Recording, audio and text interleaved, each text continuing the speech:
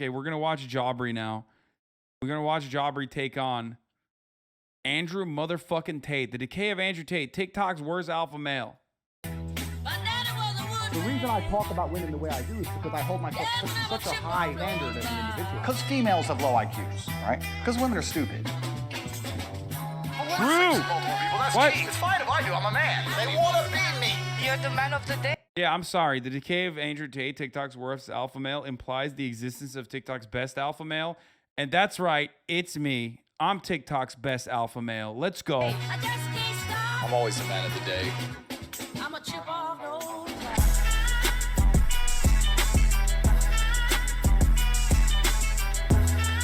I'm a chip off those blocks.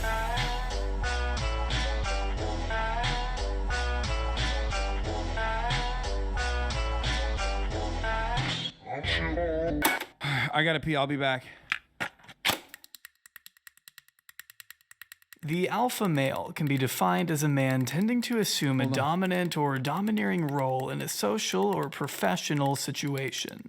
Or this. The average male body count in their entire life worldwide is 7. The average female body count in their entire worldwide over a lifetime is 14. The more you get pregnant, the more your value declines. Red flags in women if she wears a lot of makeup. Stop being a puppy, be a dog, hump that leg. As of late, YouTube and TikTok have seen a dramatic uptick in content concerning the manosphere, an online network of content creators with a central focus on men's issues. While ranging in ideology and presentation, the one thing all these media personalities tend to have in common is hating women. Being that women are the physical manifestations of this phenomenon, they can't be trusted to handle anything of greater responsibility, anything of greater importance than daily household chores and taking care of babies. Marketing content towards lonely teenage boys in need of a father figure has proven to be a surprisingly profitable racket for a slew of failed pickup artists. You want to go for a ride? No, I can't. Go for a drink? Okay, gotcha. Take the Fresh and Fit podcast, for example. Comprised of Walter Weeks and Myron Gaines, the two buddies offer wise words along the lines of financial, fitness, and especially romantic advice to their audience, hoping to transform boys into men by navigating them through the treacherous world of dating, when really they just berate female guests to their face. You've definitely disqualified yourself from a large portion of the same very men that you want to attract. That's really rude. Despite their many controversies and track record of questionable takes, Walter and Myron are thriving. Sinking their teeth into every major platform, Fresh and Fit have taken the internet by storm, influencing a new generation of kids one embarrassing snippet at a time. And I'm tired of women out here telling dudes, small dick energy, It's just so sad that it is just so fucking sad, okay, that dudes are so cucked and so incredibly embarrassingly awful with women that like the main dude representatives and dude educators are just openly demonstrating their fucking insecurities on the timeline, and people are like, fuck yeah, king. Fuck yeah, king. You're right. These women are bitches, bro. How dare they say I have small dick energy? It's crazy, dude. It is crazy. What the fuck what happened to men? Okay? Seriously, not to get on my Jordan Peterson shit, but like, what happened to manly men? insecure. You can't even be a fucking decent woman and not be a slut. I'm not going to the Lamborghini dealership with 300 bands to pay pay $300,000 for a Lambo with 200,000 miles on it, bro. Sure, these clips are ridiculous and they may be fun to laugh at, but they shouldn't be written off, as these warped ideas still resonate with millions of people and shape online discourse. Reinforcing decade-old perspectives, influencers adjacent to Fresh and Fit confirm the biases of their overwhelmingly male audiences, allowing these men to make sense of the terrible card they've been dealt in life by legitimizing hateful rhetoric at the expense of women. The age-old dilemma of should I go to therapy or pay a bald millionaire thousands of dollars to legitimize my dated worldviews, a concept of which no man has benefited more than the one I'd like to explore today, the biggest pillar of the alpha male community, Andrew Cobra Tate. I see myself as superior. Spaghetti boys. That's perfectly fine. Pack a fucking bag. I always park in disabled lanes. I'm not a bad person. Most people are slow and stupid. I'm fast. So I walk around my house with a Okay. This is going to be a long one, so let's go ahead and hear from today's sponsor, Bloodline Heroes of Lithis. Bloodline fuck? Heroes of Lithis is $1. Okay, I'm skipping this. Advanced. I'm too smart to read. I need to be driving a supercar and fucking fighting, fucking a bunch of hoes and champagne, going crazy. I walk into hell and the devil's like, oh, I'm gonna burn you. So you're gonna do shit. Andrew Tate is a 35-year-old kickboxer, millionaire, playboy, crypto enthusiast, sword wielder, book hater, and disgraced reality TV star turned lifestyle guru. Sitting at about 500,000 subs on YouTube, Andrew prides himself on delivering hard-hitting truths about women, business, and reality to his army of dedicated fans. I guarantee there would be less divorce, happier families, and a better society as a whole if the women could only marry the men their father says they could marry. You're a fat, ugly sack of shit. Therapy is not action. Therapy is sitting and crying and complaining. If you feel depressed, you go to the gym. While a few of his more notable posts have made the rounds on Twitter in the past, it wasn't until recent that Andrew really began to hit his stride and make a name for himself as an influencer, thanks to the help of Twitch and TikTok. With moments like these being posted left and right by a multitude of fan pages, it's no wonder the Top G has become so talked about. Have you ever seen a Chinese person working for someone who wasn't Chinese? I love this clip. Yeah. Okay. Well, Long story short, I think Andrew Tate and Alex Jones are of the similar variety, okay? Like, obviously, Alex Jones has, like, significantly more sustainability, traditional media backing for a very long time.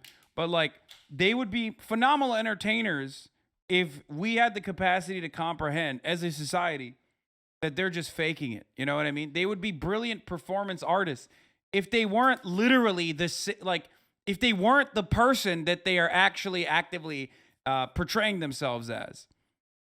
Okay? Asian viewership plummeting? Wait, what?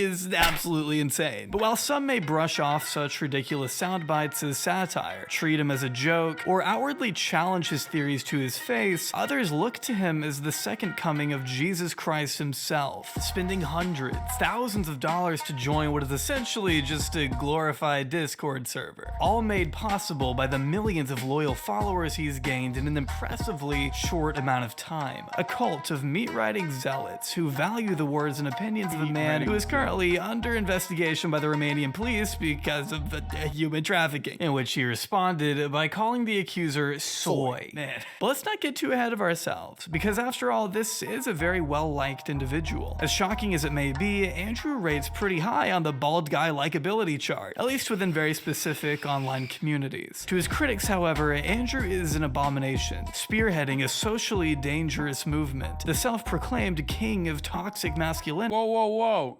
There's a Hasan Piker mention in there, but no Hasan Piker critic in there. Whether he's writing depression off as a myth, questioning the legitimacy of the 2020 election results, or spouting oddly sexist observations that are just completely wrong. Well, it's been proven that the smartest people in the world are men. See, that's But- I think where That's been women proven. has some issues. That's Proven how? that's By been proven. proven. By That's who? been proven. How? Read the study. It's more likely men are out there. What study? Google it. What are you yelling? I Googled are men smarter than women, and literally every single study says there's no difference. I'm not. This is not sexist because I'm saying the most stupid. But I think it's wrong. Like, based on everything, I just think it's wrong. Like, there's like 20 okay, cool. studies have pop up. It's clear that Andrew Tate has layers. But to understand who Andrew Tate is, we must first know where he comes from. So I suggest you sit tight, strap into your Bugatti Chiron, and prepare yourself for a deep dive into pure insanity. This is my fucking world, and you exist in my world. If you don't want to play that game, shut the fuck up, or I'm gonna hurt you. For those that don't know who you are, It is pretty wild when you make Dave Portnoy seem reasonable. And, like, only a couple forces on this planet have been able to do that. One of them is obviously Andrew Tate. And then the other one is the Republican Party when they decided to ban abortion outright and criminalize it. Like, I can't think of any other instance where, like, Dave Portnoy across the board came across like genuinely like a reasonable person. crazy. I've been living under a rock. Can you please tell the people who Andrew Tate is? Okay, well, I've lived an eclectic life, right? So I've lived many different lives. I like to think the reason I'm so wise is because I've lived 1,000 human years. So I've done a lot of different things. I've been broke, I've been rich, I was a professional athlete, I was a webcam pimp, I've done it all. Emory Andrew Tate III was born on December 1st, 1986 at Walter Reed Army Hospital in Washington, D.C. The eldest of two siblings, Janine and Tristan, the latter of whom we'll be discussing quite a bit, and the former being estranged from the other two. Because she's a lib. Talk to me. Lives in America, you know, full left-wing BLM crazy. Thinks that I exploit women because of my business. You know, she's just a hater. I have nothing bad to say about Just my a sister. hater. She just doesn't talk to me. We just don't talk. Haven't spoken properly in years. Wish her all the best. I don't know, but she lives in fucking Kentucky somewhere. I don't know. That's right. According to both Tristan and Andrew, their sister refuses to speak to either of them. Gee, I wonder what could have caused that little tiff. My sister and I, we don't really talk. We don't talk because she goes to feminist rallies and believes Trump's a racist. Dude, it is kind of remarkable that Andrew Tate did so much for chinless guys, by the way. Like, I haven't seen chinlet representation on the main this hard. I haven't seen people riding for a chinlet like Andrew Tate this hard since fucking Leafy got banned, okay? I mean, my God, it's kind of crazy. I know. How can Andrew Tate have a low IQ sister? She lives in America and she's not very smart. Arguing with her, talking to her is annoying because her points are baseless and she's low IQ. Their father, on the other hand, was a professional chess player, an achievement both Tate brothers have always been known to laud and appreciate. Our father was a professional chess player, driving from chess tournament to chess tournament in a Pontiac Sunbird. Sometimes he won, sometimes he lost. A lot of the time he slept in the car. Had a couple thousand here maybe, but then he had to play chess with it for the next 3 or 4 months, driving across America from California to New York in a busted up Pontiac Sunbird, playing chess and winning games. While Andrew was still very young, his family moved from DC down to the south side of Chicago, bouncing around poorer areas of Illinois before making the jump to Luton, England, where all 3 siblings would be raised. However, not all was well within the Tate family household. When my mom and dad split up, we moved to England, and my sister stopped talking to my dad because obviously my mom was upset because he split up, and my dad cheated, and my sister stopped talking to them. Me and my brother. Can we just explain the quotation marks? Philip Plein is like, when I see a motherfucker wearing Philip Plein, I immediately know everything I need to know about them, okay? This brand is the perfect, and I mean perfect brand for guys like Andrew Tate, okay? That's all I'm going to say. If you don't know anything about the brand, don't worry about it. If you know anything about the brand, you know exactly what the fuck I'm talking about. You're like a partial owner of a restaurant, of a sequence of restaurants and nightclubs. Every single one of them has never turned profit and never will. There's always shady back-end deals going on, and you're rocking fucking, rhinestone skull Philip Plein, okay?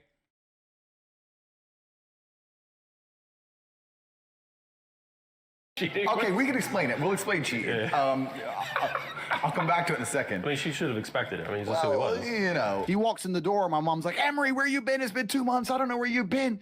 What is this? I've gone through your clothes. There's a picture of some bitch in your. And my dad had been home for 42 minutes, and he'd just go, "Sorry, son, she won't shut up." Walked out again. Why does he think this is cool? With the move coming off the heels of the divorce, his parents... It's kind of wild that he like tells this story like as though it's a cool one.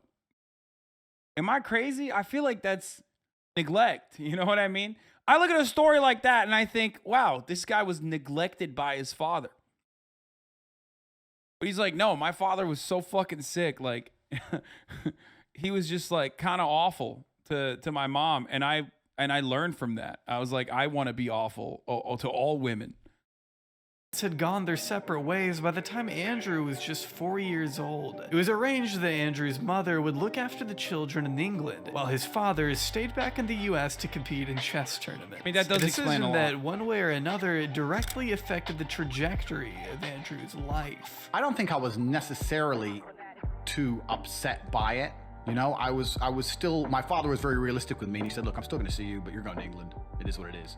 So I don't think I was particularly upset by it. I definitely wouldn't say I was traumatized by it. Oh, dude, what do you mean, brother? What the fuck? You got forced to live in England, Luton of all motherfucking places. That's like, who wouldn't be traumatized by that? You know what I mean? That's like, that is child abuse. Taking your child out of Gary, Indiana, and sending his ass over to England, I mean, that's child abuse. But it did alter my life trajectory because I lost my chess coach. Andrew has always taken the art of chess very seriously, incorporating its skill and intricacy into his own business practices, and symbolism into his own branding. Having such an outlet diminished at such a young age must have been tough, but it wouldn't be long before he figured out how to channel his energy into another skill, one that by his own admission would be of great use no matter where he went. With fighting, it's something you internalize, and for me, that was interesting to have something that I've always got with me at all times. So that's the reason I was interested in it, if that makes sense, as opposed to other sports where you need all this other shit for it to even be relevant. It's safe to say Andrew's passion for fighting has remained a massive part of his character, dating all the way back to the day he was born. If you believe this unhinged biography I guess he wrote himself, 2 weeks overdue, I was nose breathing already as the doctor held me upside down by my heels and my right fist was— Bro, you want to be Kim Jong-un so bad, bro. This is straight up Jusha shit, okay? Like, autobiographies that like go crazy about like unimportant parts of your life and try to literally reinforce that deity that you are. Yeah, he's a Jusha guy. He's a Jusha boy, you know?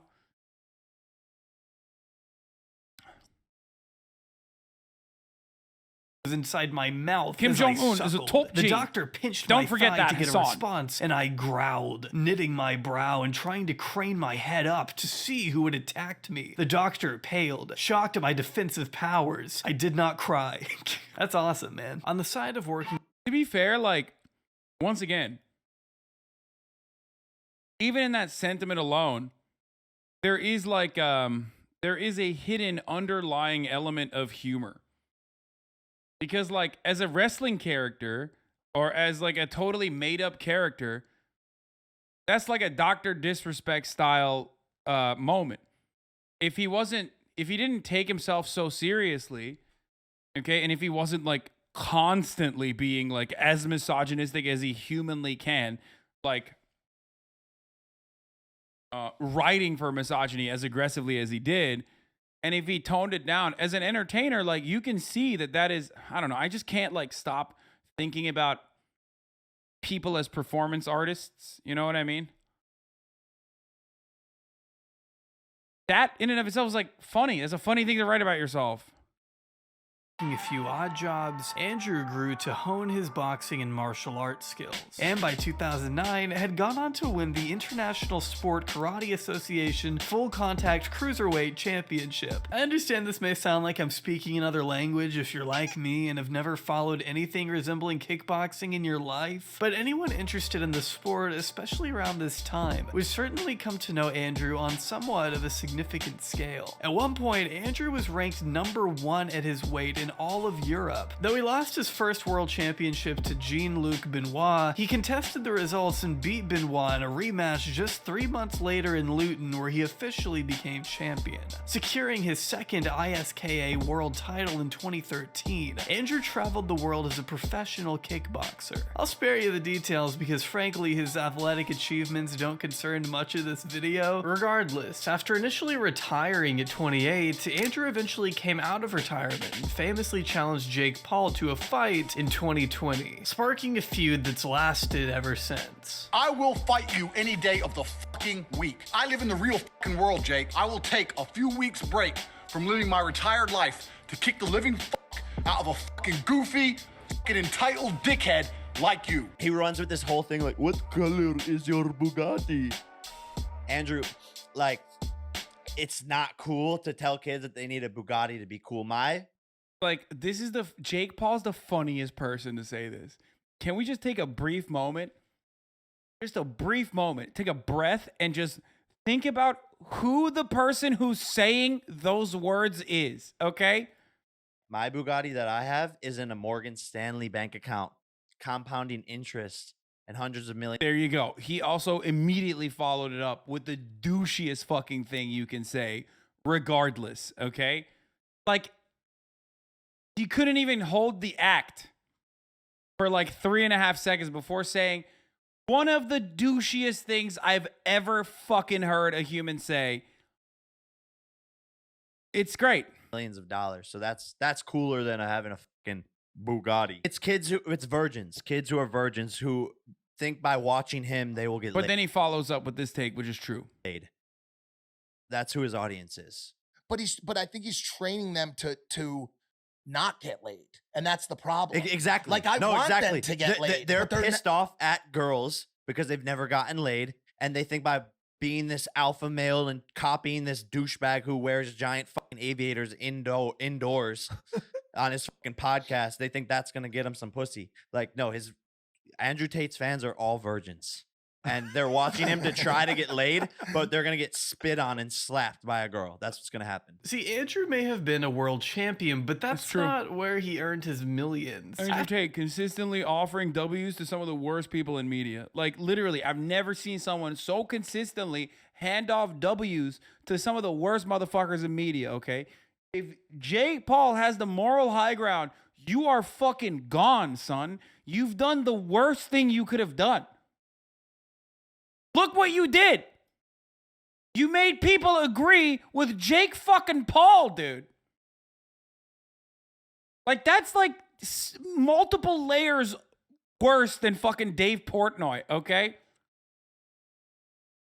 A person that has quite literally built a fucking media career. At least Logan Paul sometimes has like agreeable takes every now and then. Logan Paul will like pop off on BLM, you know what I mean? And everyone's like, wow, oh my God, he's crazy. That white boy is crazy. It's like Jake has none of that. I've never heard this motherfucker ever get a dub in a conversation until that moment where I'm like, well, there you go.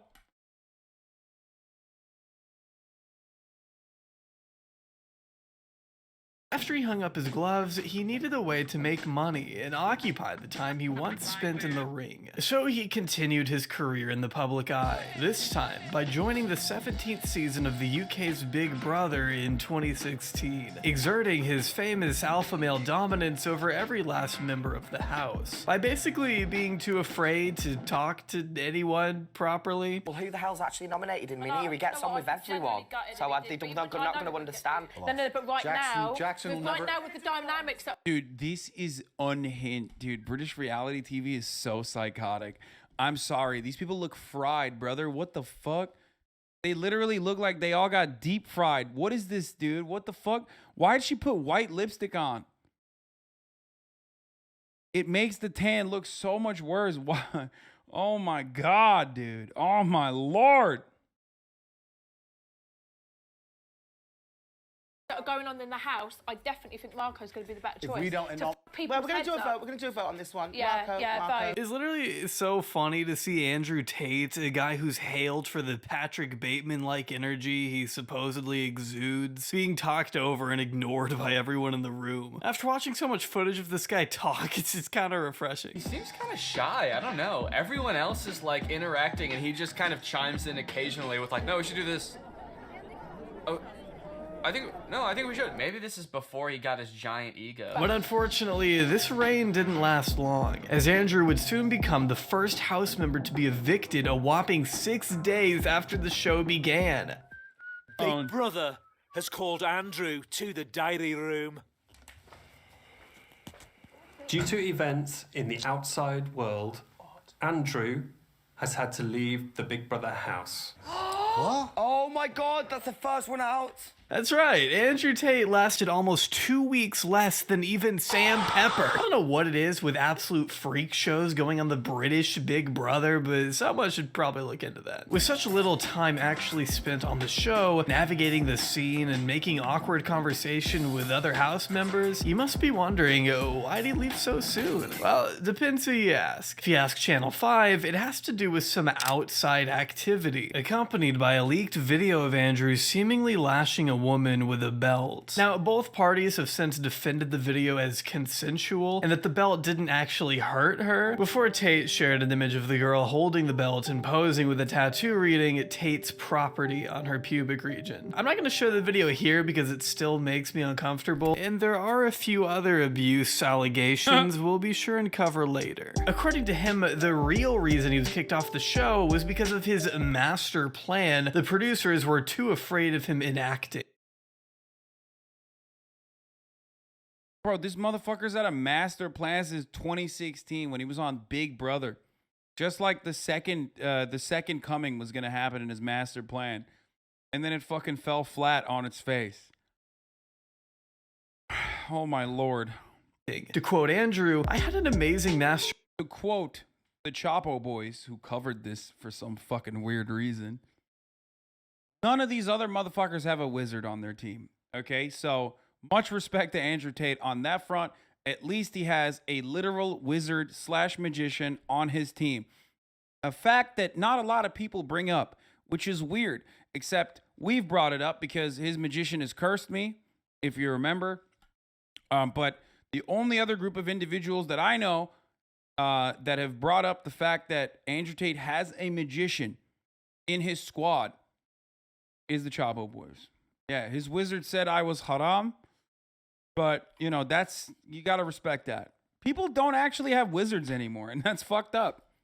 Plan, and the producers of the show were worried that if I did such an amazing plan and got caught, that it was gonna kick off in a big way. Real shame we never got to see it. Always a little hard to know exactly what Andrew means considering his bizarre relationship with words. Which leads us to another signature aspect of Andrew Tate, his infamous persona. Whether or not Andrew is playing some kind of character or saying these things to be satirical may be clear to some, but remains undetermined in the eyes of other spectators.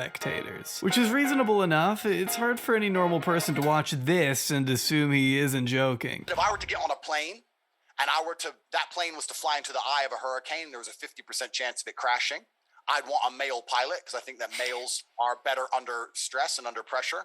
I think they're less likely to get emotional in a life or death situation. That's why they make better soldiers.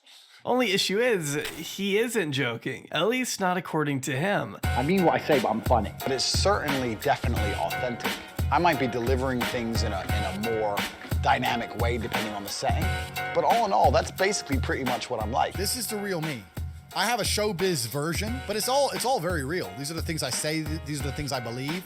These are the things I talk about in my private networks. I just don't talk about them here to public. I don't talk about them nearly as deep or as advanced. While his diehard supporters may jump at the chance to dismiss some of his more offensive language as nothing more than crude humor, Andrew himself has openly stated the contrary, insisting that every take, every opinion he lays out in front of us reflects his genuine beliefs. Now, he may lean into the douchebag persona from time to time by use of hyperbole or by getting a massage during a debate with XQC, but that doesn't mean his words represent anything other than his true school of thought. And anyone who may imply otherwise is both enabling harmful rhetoric and dismissing a major part of Andrew's identity. In fact, even he would consider it offensive. I'm genuinely confused. So when the camera's off, yes. I stop believing the things I've lived. That is true. Andrew, I stop believing the things I say. Only a person with a low IQ would even contemplate that's a possibility.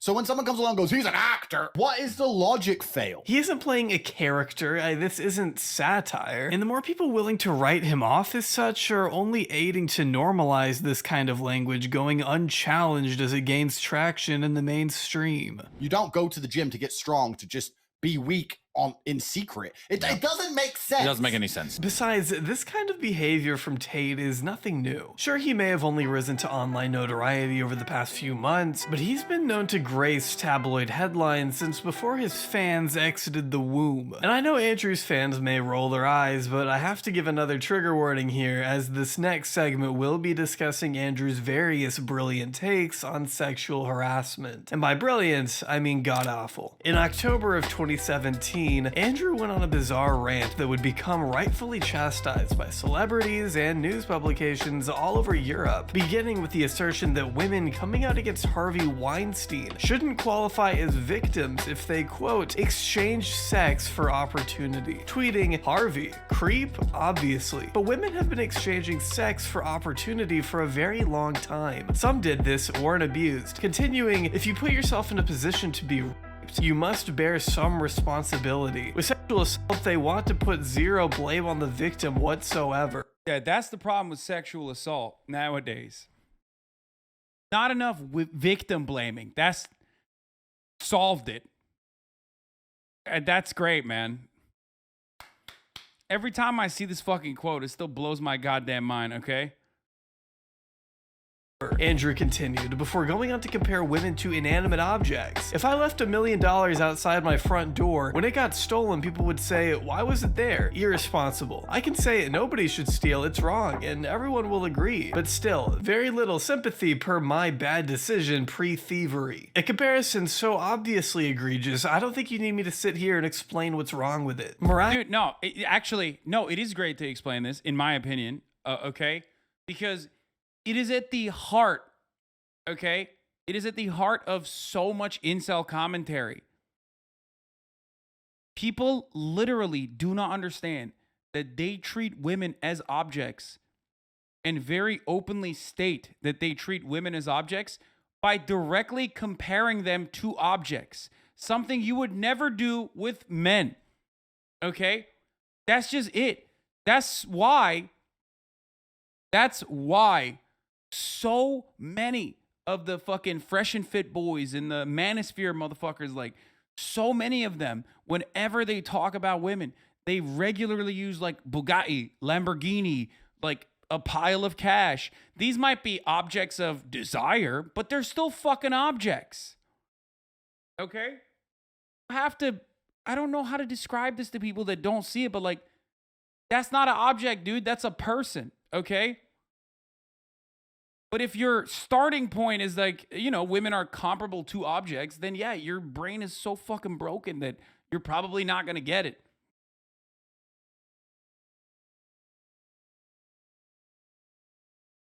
Miraculously finding a way to shift the blame away from women for a second to attack immigrants instead, all within the same unhinged stream of consciousness. While liberals scream that nobody should rape, women can walk around naked, and men shouldn't look you import waves of third world migrants, but that's a different part entirely. I'm not even sure what point he was even trying to make. No, he was saying that third world migrants are rapists. Nice.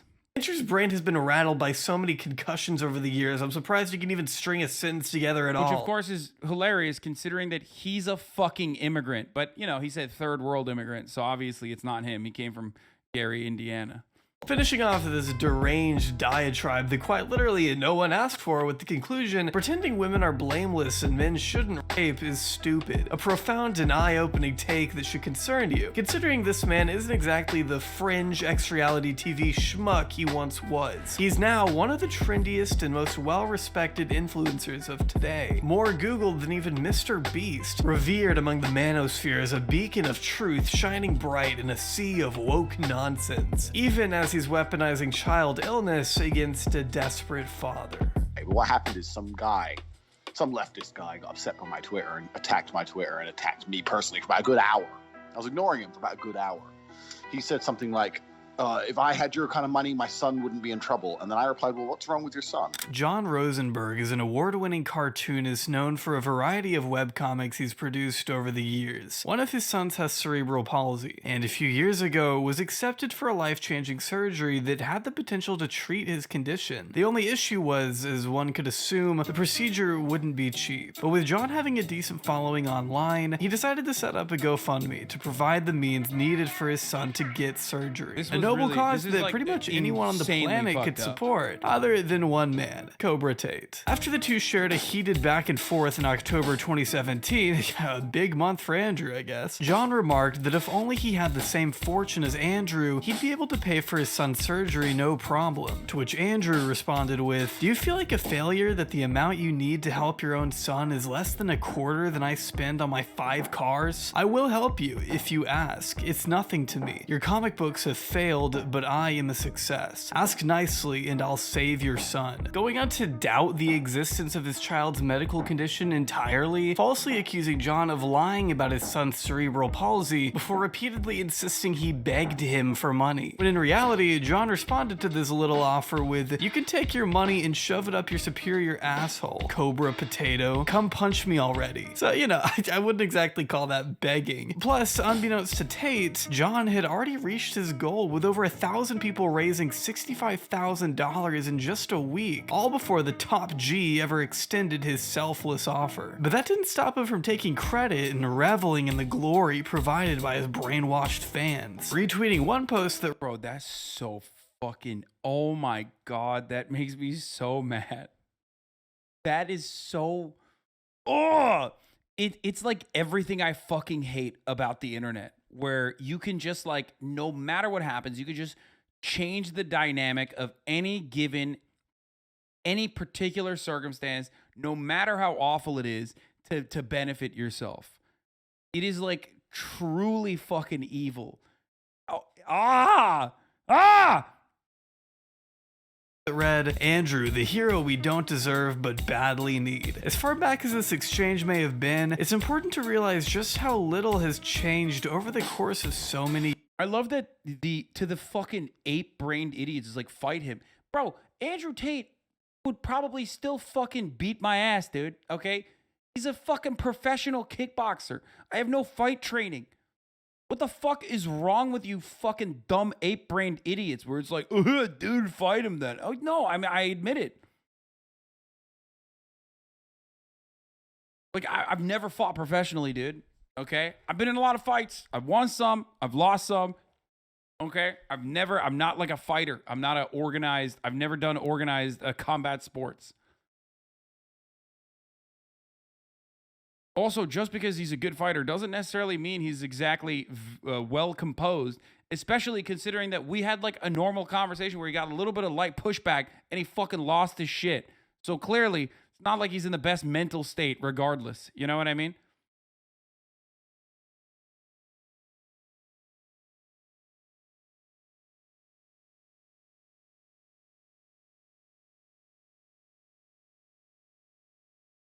World champion in the minors, though. I think your size, a couple months of training, you fuck him up. Dude, you guys are fucking insane. Twitch chatters are so dumb, okay? I've talked about this before. This is the D3 college baller reference again. He's trained you or not. He will beat you probably 90% of the folks he encounters. That doesn't make him not susceptible to the top of the hour ad break. Fuck you! You brought up a good point, and what did you have to do? You have to use my good point, bring it back, and remind everybody, and then fucking use that as a top of the hour debate, okay?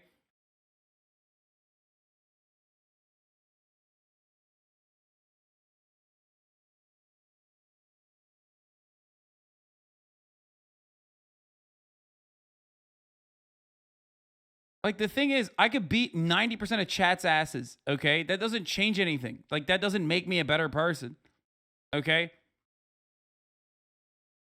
Like, nobody thinks this way in the real world, I hope.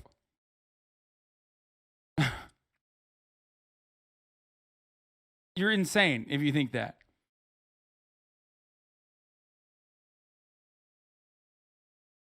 Not me, I'm a fucking beast, Hasan. Anyway, at the top of the hour, there's a 6-second ad break. If you no longer want to see those ads, all you need to do is subscribe, which you can do for $5 or for free with the Twitch Prime by connecting your Amazon Prime account to your Twitch account. Get one free Prime subscription a month.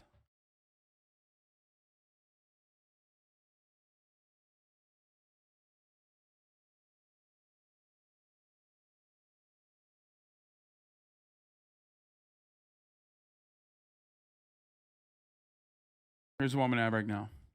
years. In 2022, Andrew Tate is just as much of a scumbag narcissist. Thank you, Transphobia-phobic, and thank you, Brenergy, for the 5 and 6 gifted subs. As he was half a decade ago. His fans rallied behind his provocative words back then, just as they do now, contributing to the harassment of a father who only wanted to provide for his family. A father taking action to help his own son is a sentiment you'd think Andrew would be able to understand, if he had even a modicum of sympathy or compassion for anyone that wasn't himself. But as evident by his views on depression, we already know that isn't the case. Haunted house, right? You have two people in two haunted houses. One believes in ghosts and one doesn't. You hear some noise in the night. The wind blows, right? The man who believes in ghosts is like, oh no, a ghost. Now he's scared. The guy who doesn't believe in ghosts goes, wind, whatever, and goes back to sleep. Do you understand that it's the belief that gives it power? Right. If you don't believe in ghosts, Brilliant. the ghosts can't hurt you. If you don't believe in depression, you can't become depressed. And I refuse to believe in something that's going to weaken me. Why would I believe in something that's going to weaken my ability to deal with problems in life? Why would I do that? About a month prior to the GoFundMe situation Gang. and the Weinstein Gang. tangent, Andrew Tate provoked the entire internet with some pretty brash assertions, tweeting, "Depression is not something you catch from the sky. Take responsibility for yourself and your life. Push forward and it's gone." That was the greatest thing about 2017 was this fucking dickhead was like maximum getting 187 likes, okay? That's when the world was in many ways really bad, but there was one positive aspect of it, and that is that no one knew who the fuck Andrew Tate was.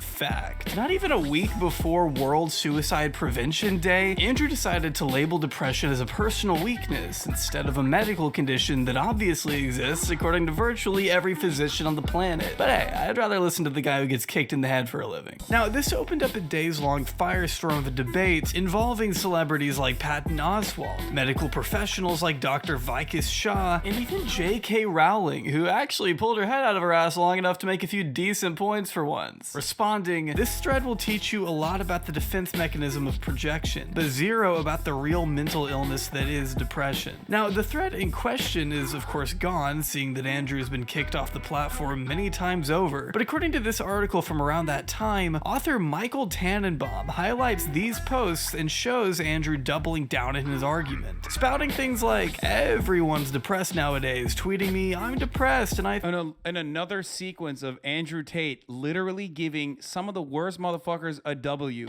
I can't believe it. This video should be just this video should literally be, Andrew Tate is so bad, he makes the worst people in society look good. Wild. Jake Paul, J.K. Rowling, who's next, dude? Henry Kissinger? I feel like it's gonna be like Henry Kissinger be like, yo, that's too far. You know, I did the massacres in Cambodia, but like you're going too far with this.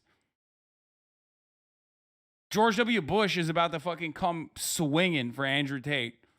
I think, wow, it must suck to lose it life that hard. Boo-hoo. Depression is overprescribed by 10,000%. Weakness is celebrated. Personal responsibility is absolved. That's the reality. The way depression is so violently defended is strange. So desperate to be unhappy and have an excuse to not change it. Very odd. Big Pharma supports the depression lie. You can't fix it yourself. Tate is crazy. It can only be cured with meds. Keep popping the pills. Since my post, I've had tons of previously and currently depressed people telling me I'm 100% correct. This is his favorite. This is the Trump style defense, by the way. One of my favorites, at least, personally. When it's like, oh, you think I'm wrong? Well, many people just told me I'm right. So guess what? Fucking own. It's literally a 14-year-old arguing, okay? It's how 14-year-olds argue. Everything he does, the real secret to this, the real secret sauce to Andrew Tate's like success is that he behaves like a 14-year-old. Okay? When you think about it, everything he does is like a kid. Like, it's like stuff that I would have done when I was a child, okay? Like, yeah, you think I don't have a girlfriend? You think I'm bitchless? That's what you're saying? Well, I have many girlfriends. One of them actually sent me this message, said that I'm actually incredibly sexy and very good in bed. Where is she? Well, she goes to a different school. Yeah, She's in Canada.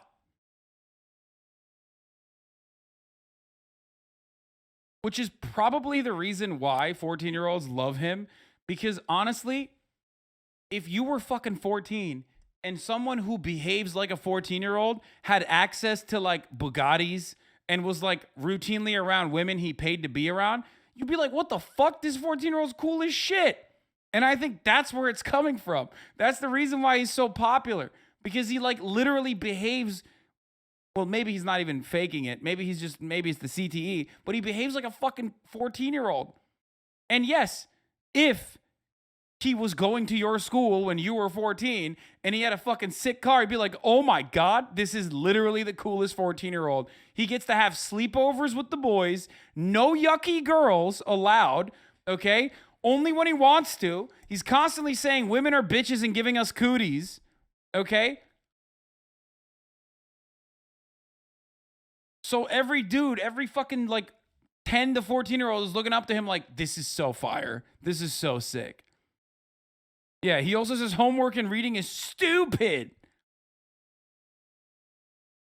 A bombardment of anecdotal stories and frankly childlike arguments that hardly hold up in the face of actual evidence and numbers regarding depression. For instance, Mental Health America notes 50 million adults in the United States who experienced mental illness in 2019 alone, which is about 19% of all adults. And those are just the ones who reported it. A more recent 2022 study cites that over half these individuals have not sought treatment, totaling to at least 27 million people in the US suffering from mental illness without any prescriptions or professional assistance. I'm not saying that instances of overprescribing don't happen, they do, but Andrew is deliberately showing one side of a way more nuanced discussion as a means to be brash and justify the conclusions he's already made. It's crucial we work to normalize these issues as much as possible, not dismiss them and ostracize those who are struggling with depression. Pinning the root of depression on weakness simplifies the very real, legitimate factors that may be contributing to your ailment, factors that are often out of your control. But don't listen to me, take it from Robin Williams' daughter, who responded to Andrew's tirade with, whatever your intention, this happy people telling the depressed to get off their ass mentality is harmful, problematic, and wholly useless, she wrote. There are no experts in happiness, and he's clearly not an expert in depression. There is pain in suffering. There shouldn't be shame. To those internet bros out there who think that manning up means showing a complete lack of empathy, fear the day you need it. It'll come. People come at me and think they're smart. And they say, well, what about Robin Williams? He was famous. He killed himself, blah, blah, blah. Bulldog mindset?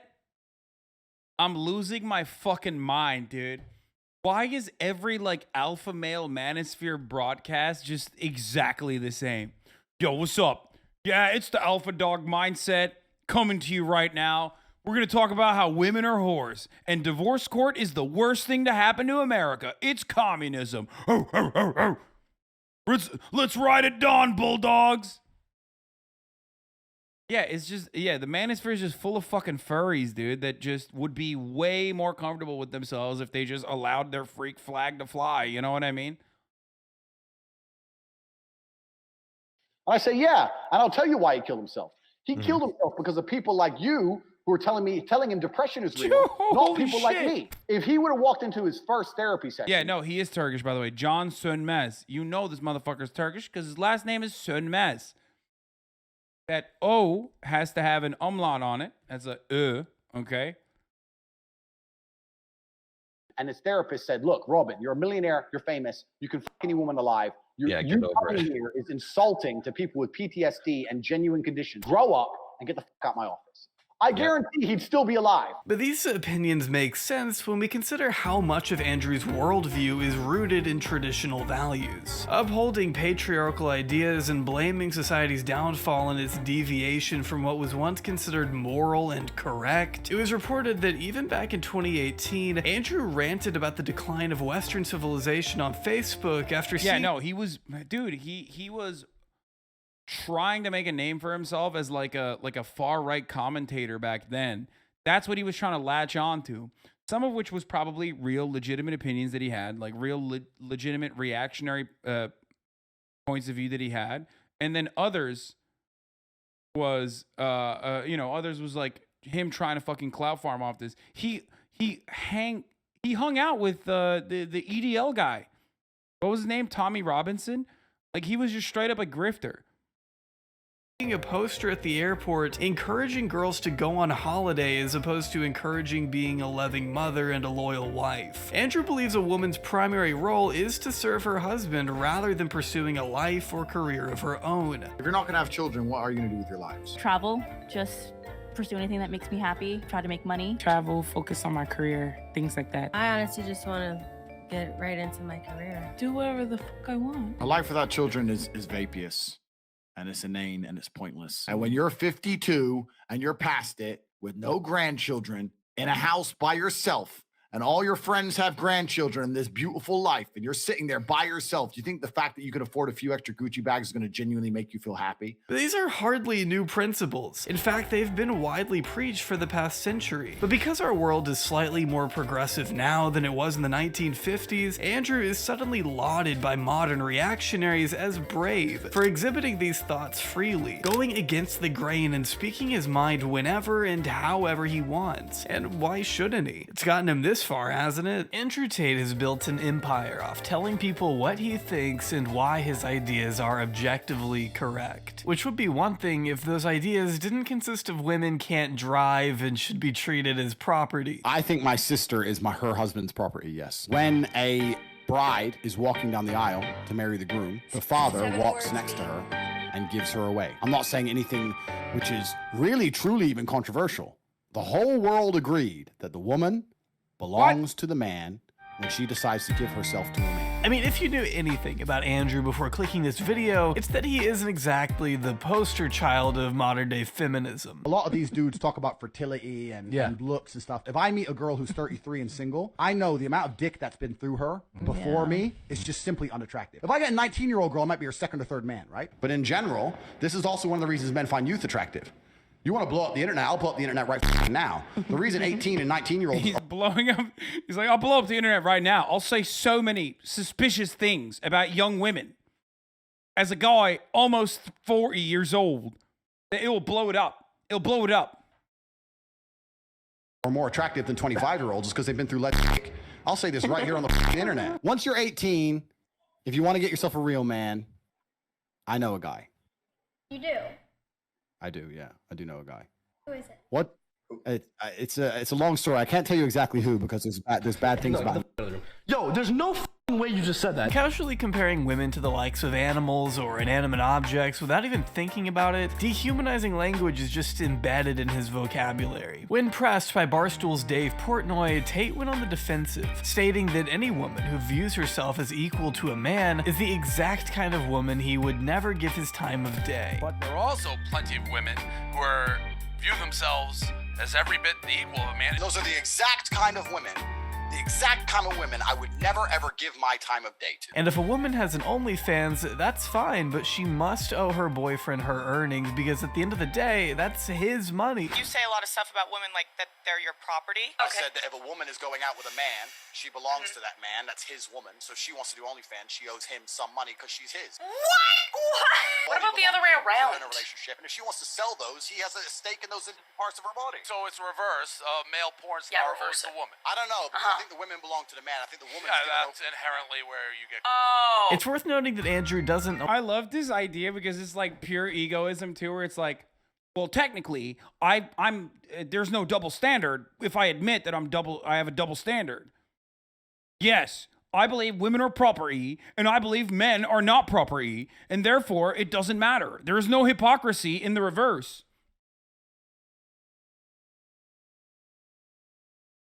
Allow his girlfriends to go to the club without him, stating in one clip, I expect absolute loyalty from my woman, he says. I ain't having my chicks talking to other dudes, liking other dudes. My chicks don't go to the club without me. They are at home. Spoken by a true secure alpha. Keep in mind, Andrew has also gone on the record to say he doesn't believe female pilots should exist on account of their inability to park a car, and that women can barely be trusted to drive because every car accident that Andrew has experienced has involved involved a woman. I guess he forgot he was also involved in those accidents, but yeah, we'll let that slide for now. Andrew's riskier takes rely more on surface level shock value than actual facts and statistics, becoming especially clear after being demolished by Hasan Piker live on stream. I've seen some of your work as you're doing the rounds on Twitch here, and a lot of the things that you said are just generally untrue. There's no empirical evidence to back up those claims, which is why you resort to anecdotes quite frequently and say things like, oh, well, it's just common sense, right?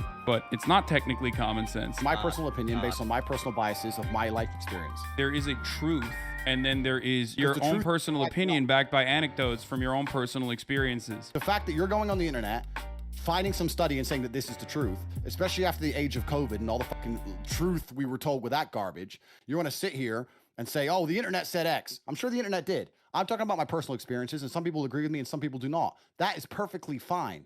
Don't give a fuck if people agree with me or otherwise. People are listening to me and they're either agreeing I know, with me or but they're you're not still wrong, and that's the problem. I disagree with you. Do you want to be right, or do you want to keep speaking into a hug box where people agree with you? I'm simply asking you to look at the data. So let's change the subject because you've just proven your point. Okay, Andrew, do you believe? Well, you didn't really prove anything, but it's cool. Do you believe the Earth is flat? Yeah, Oh, he took his headphones off.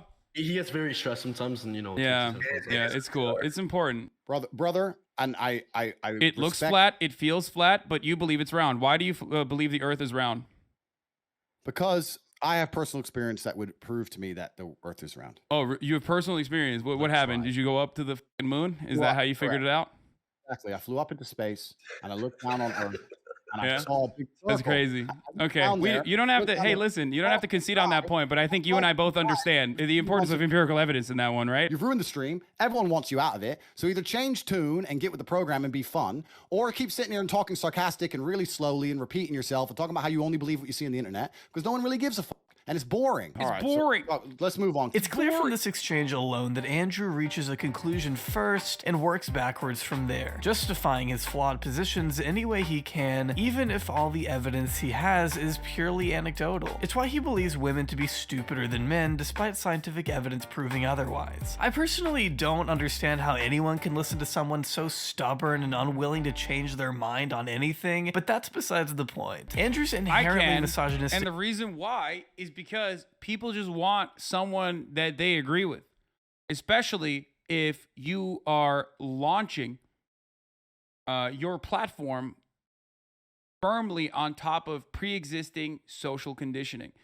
pre-existing social values that we have been conditioned into believing. That's it. That's why nobody gave a shit about Andrew Tate when he was like talking about boxing or even depression for that matter. But all of a sudden, when he got on the misogyny train, boom, that fucking spaceship took off harder than Artemis did so that the astronauts could figure out that the Earth is round and not flat, because that's the only way to do that, obviously. That's how it works. Like, it is infinitely easier to build a right-wing media career than it is to go against the reactionary worldview that a lot of people are socially conditioned into believing. You have to fucking turn around and like explain to people why they're wrong. Nobody wants to hear that they're wrong. Nobody wants someone to undermine their worldview. Ideals lie at the center of his character, a cornerstone of his success. They've remained consistent for as long as he's been online. The only difference is now he's able to push them to a much wider, more susceptible audience, garnering more than 8.5 million views on a video where he says this. And I'm also saying that if a man did decide to explore his options, it would not be as disgusting as if a female decided to explore options. Okay, wouldn't it just be disgusting then? No. It's different if a woman does it. It's different if a woman does it. Everyone watching this knows it's different if a woman cheats. Yeah, he's like a kid. He's like a kid. He's like, come on, you know. You agree with me. You must. And there are plenty of people who are like, yeah, no, I do agree with him. He's spitting. He's spitting. He's like a child. He's a literal child. He's a 14-year-old brain, dude. It's fucking awesome. different. What kind of relationship do you have with your mother? To me, this is the video that pushed Andrew from being a niche micro-influencer to the social media juggernaut he is today, making appearances on huge podcasts all in the last 2 months of me recording this. Invited into the Twitch zeitgeist by the 6th largest streamer on the platform and a MILF token beneficiary, Aiden Ross. Anthony donated $3. The Taliban says hello. What's good, buddy? The bottom line here is that Andrew Tate has What the fuck? Yo!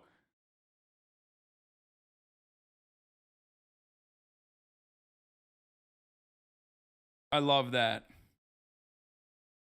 Weaponize his new position in the mainstream in order to peddle a business of misogyny. It's one of the varied reasons he's been able to maintain such wealth. His educational courses generate millions of dollars per month. Take the PhD program, for example. For the low price of £778, you too can master the ways of a true professional and obtain your honorary PhD, your pimpin' hose degree, as he calls it. In fact, why don't we look at the original course description to get a better understanding.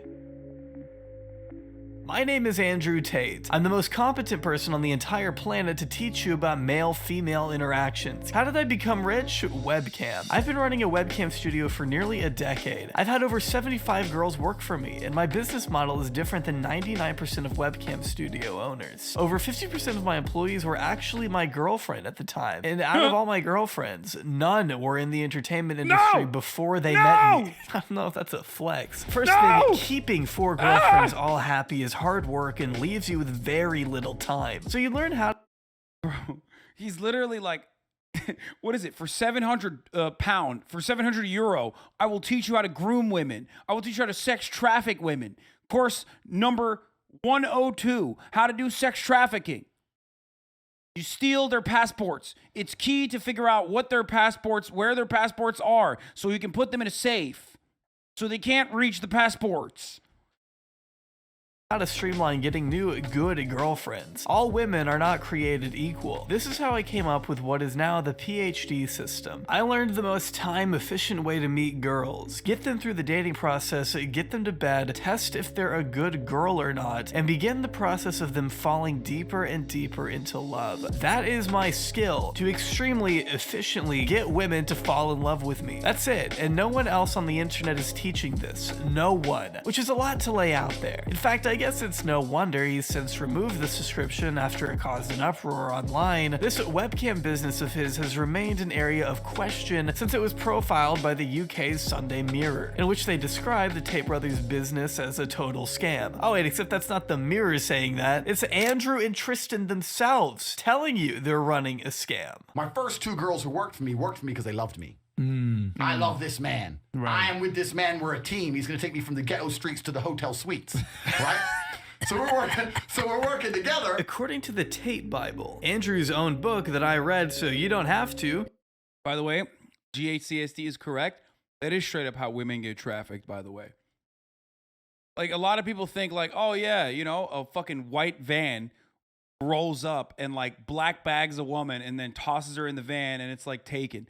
That's not how it works. In a lot of instances, you have someone like this who's able to just like hook someone in, okay? Which is precisely the reason why he had to delete that, because plenty of people were like, what the fuck?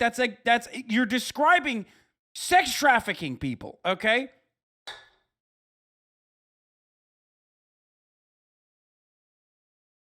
You're welcome, thank me later. Tate introduces his business by writing, beautiful women work for me and make me millions of dollars. They obey me because they love me. They clean my house and make me coffee and get naked on demand. That's how I make over $300K a month. I own a webcam studio. It's no secret. I've never tried to hide it. The girls sit on a computer and make huge sums of cash. No man touches them except me. Everyone's happy, especially me. The webcamming business doesn't seem to exist now in the capacity that it once did, but it was originally how the two made their fortune following Andrew's departure from fighting, and the reason why 22 girls now have Andrew's name tattooed on their bodies, but maybe that's another story. According to what they told The Mirror, their studio employed over 72 scantily clad models, taking calls from fans paying $4 a minute. They can also set up private shows and pay tips at their own risk, whatever that means. While some men plummet into debt, others put up tens of thousands of their inheritance for these women, at least according to Tristan, who feels no remorse because no one cares, and it's their problem, not mine. These models were paid to scam men online, lying about their grave living conditions, pretending to have medical emergencies, dying family members, eviction notices. Andrew and Tristan's webcam empire encapsulates the specific business model the Tates have always employed, defrauding a particularly naive and desperate crowd in order to stack their millions higher. Good thing their scamming days are over and they'd never do that again, huh? Nope. But how did we get to this point, and how did the webcam business even come about to begin with? So I text all my girlfriends, I think it was 5 of them, text all 5, said, you're all coming here to live with me and work with me.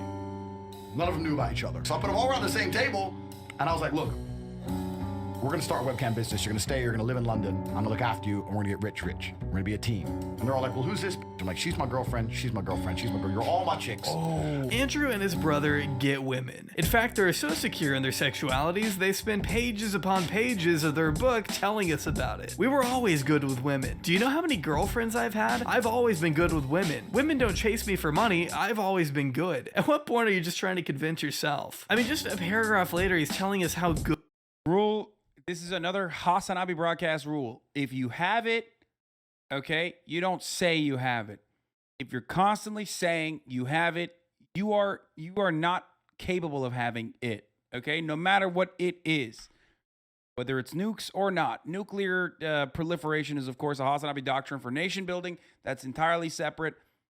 But if you, for example, claim you are an alpha male and you regularly say it, even though the subject matter, the alpha male concept, is already fucking fraught and fraudulent, you are not what represents an alpha male. No one is running around being like, I'm an alpha male, I'm an alpha male. Good he was at selling home improvement. He said, I have erectile dysfunction. Oh, that's a good one. Yeah. Well, you can literally make an argument about the nuke thing by talking about Israel. Israel has it. What is it? Nuclear programs and nukes in general. Does Israel say it has nukes? No, it does not. There you go. Like, man, I don't care. How does this tell me how to get women and become a top G? Finally admitting that the problem with women is how expensive they are. In their own words, the two realized they needed a better system. And after seeing the potential in webcamming, the brothers realized how to put the apparent harem of women around them to work. Rather than me going out slaving all day, I had a few chicks of my own. I put one on webcam in my apartment, then we had 4 girls on cam in 2 bedrooms, one after the other. I slept in the hall. I was that money hungry, wrote Tristan. From there, the brothers were able to upgrade to a 5-bedroom penthouse in Hertfordshire, raking in huge profits before leaving the UK for Romania, around the time they made their first $1 million. But why the sudden move to Eastern Europe, you may ask? Well, I'll let I wonder why he did that. Andrew explain. People say, why did you live in Romania? And I explain my 5 reasons. One of them is the Me Too era. If you're gonna go to the police and say you back in 1988, they're gonna say we should have done something about it then. They go, oh, well, you're a rapist. I say, no, I'm not a rapist. But I like the idea of being able to just say to do what I want. I like being free. Yeah, I did not edit that. A main reason Andrew moved to Romania, where he currently resides, is because of a lower chance of being caught for sex crimes. And they still got raided. Romania is a beautiful place. Oh, it's wild. But yeah, no. I mean, my man, again, goes to Romania to avoid, being being in trouble with the law for sex crimes, and then still making the another dub. Andrew Tate with another dub. Romanian police. You hate to say it, but once again, Andrew Tate so bad, Romanian police look good in retaliation to Andrew Tate. Common theme here, okay? Feminists. There's no open homosexuality. It's corrupt, which suits me. There's no open homosexuality. Ah! Excuse me, you were speeding. Yeah, sorry, mate. What's the, I have to pay a fine? Yes, you must pay a fine. Oh, okay, yeah, bye. Speed off, he doesn't care, I don't care, back done. It's corrupt, which I fucking love. No immigrants and refugees. Back in 2018, it was reported that Andrew was involved in an altercation that took place at a nightclub. According to him, a man knocked his phone out of his hand at the club, and when he tried to fight back, he punched a woman by accident, breaking her jaw. And being investigated by British police for abusing another woman, Andrew had his home raided the first time and devices confiscated before being detained for 2 days in the UK, at least as outlined in The Guardian. Around the time UK police were investigating abuse allegations, Tate is understood to have left the UK for Romania. So could their sudden move to a West European country with notoriously relaxed sexual assault laws coming off the heels of an investigation by British authorities all be nothing more than a big coincidence? Of course, and I would never allege anything otherwise. You never hit a girl, right? Can't do that. But if we learned that the hard way last week. You can't hit them. But if all the other girls see me be disrespected, they're gonna lose respect for me. Facts. Right? Yep. So when she's like, I ain't cleaning that up, you get that. So I was like, look, I don't care. Got her shit out the window. So throws it out the window. Got her by her 2 arms and marched her out the door, locked the door. End of it. She went to the police. Oh shit. And told the police I hit her. When I didn't. 4 months later, I'm laying in bed. And I heard the door, boom, boom, boom, boom. Just pause for a second. I heard police. But I didn't know what it was for, right? But there's a few things I can't say in the podcast. I've lived a varied life, right? I've done some things when I had to pay the bills. Right. So I was a bit like, what's this going to be? So I flushed my phone down. Okay. I just got to point something out here. This motherfucker routinely admits to crimes, like when he's flexing. So I find it additionally wild that there are still apparently some crimes he will not admit on camera, which is weird. Okay, let's continue. Down the toilet quickly, boom. I'm coming! And they're like, you're under arrest for a suspicion of assault of this dumb hoe. And I'm like, wait, this is dumb hoe? According to them, the whole reason they started the webcam business was because of the plethora of women constantly around the house. They figured if the girls were there, they may as well monetize them. Literally how they describe it in their book. In fact, when Tristan... Also, I don't even know how you flush a phone down the toilet. I guess we're just gonna overlook that because, in a sequence of made up shit that Andrew Tate routinely fucking, puts out there, I'm just gonna go ahead and assume that this is also made up. Tristan's girlfriend at the time refused to cam. He dumped her on the spot. He was dead set on using women to make money, and he didn't care what relationships got in the way of the bag. Just the way they discuss actual human beings with each other is insane. If any girl got quote-unquote fresh with Tristan or Andrew, they were gone. They had adopted a new modernized way of pimping women online for profits, and they've since encouraged their audience to do the same, advising if your girl won't wave her titties at a computer, if that girl won't do it for you to help change both of your lives, get rid of her straight away because she ain't ever gonna help you do shit. Going on to brag about sleeping with every woman they've hired. All but one. Dude is laundering money for the Romanian mafia? Yes. I think that's the very real side of Andrew Tate that, he talks about a little bit, but is not hyper focused on by most of the YouTube commentary space and everyone else that has covered Andrew Tate. The real reason why Andrew Tate is still around to a certain degree is because I believe he does help the Romanian mafia, at least one of the Romanian mafias, launder money. We know that because he, owns a bunch of casinos that they own. These are businesses that are not flush. They are not actually, turning profit. Some of them are literally closed, and yet they are still in operation. And as I've said already, I would, if I was the fucking Romanian mafia, I wouldn't be super stoked that my main money laundering guy is constantly running his fucking mouth all over social media about how big of a badass he is, drawing international ire to his businesses.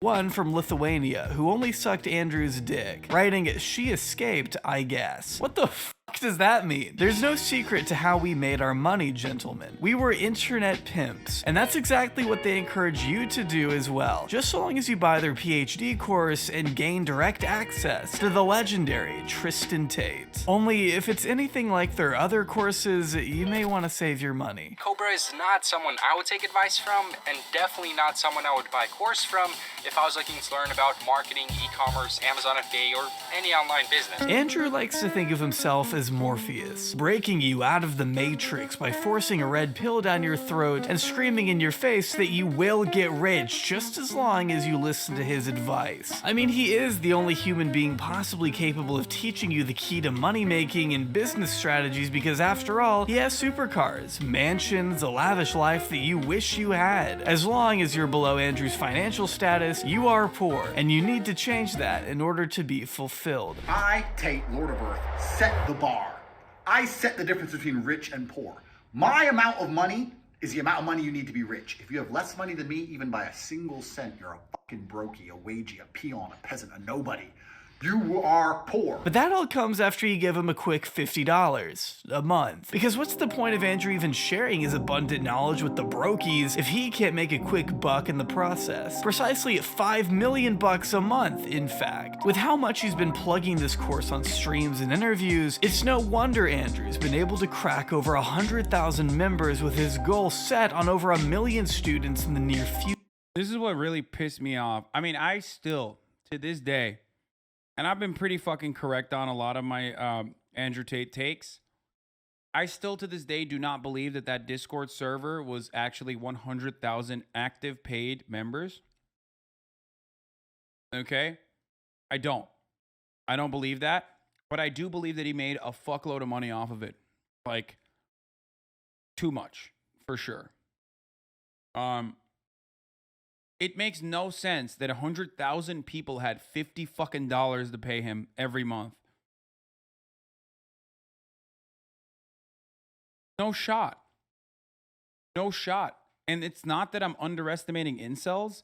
It's that I'm telling you $50 is too much of a price point. It's too high a price point for someone to you know, think about it this way, okay? Think about it this way. I've been a live commentator. Not even me. Fuck me. XQC. Live for 8 to 10 hours every single day to 70,000 live viewers, okay? Sometimes 100,000, sometimes lower than that. But regardless, XQC has what? Fucking 80,000 subs or some shit? He's been doing this for years.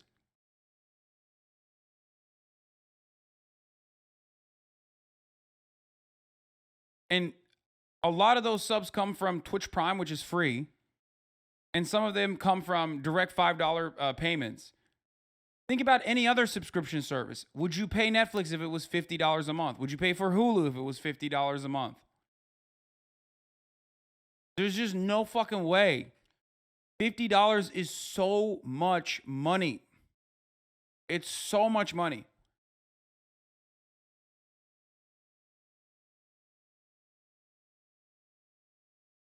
Also gifted, so not everyone's paying on Twitch. Yeah, exactly. The $50 a month thing is just like, it's so expensive that for the information that you're getting out of it, no matter what the fucking, no matter what the promises are, people are not willing to pay $50.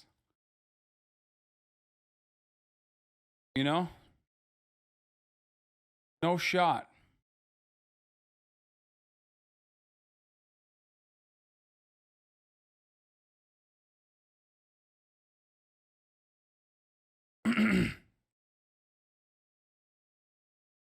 Anyway, I just don't think that the active users were all active users. No matter how many fucking places he went to, no matter how much he like placed himself front and center, not every single interaction with Andrew Tate was a direct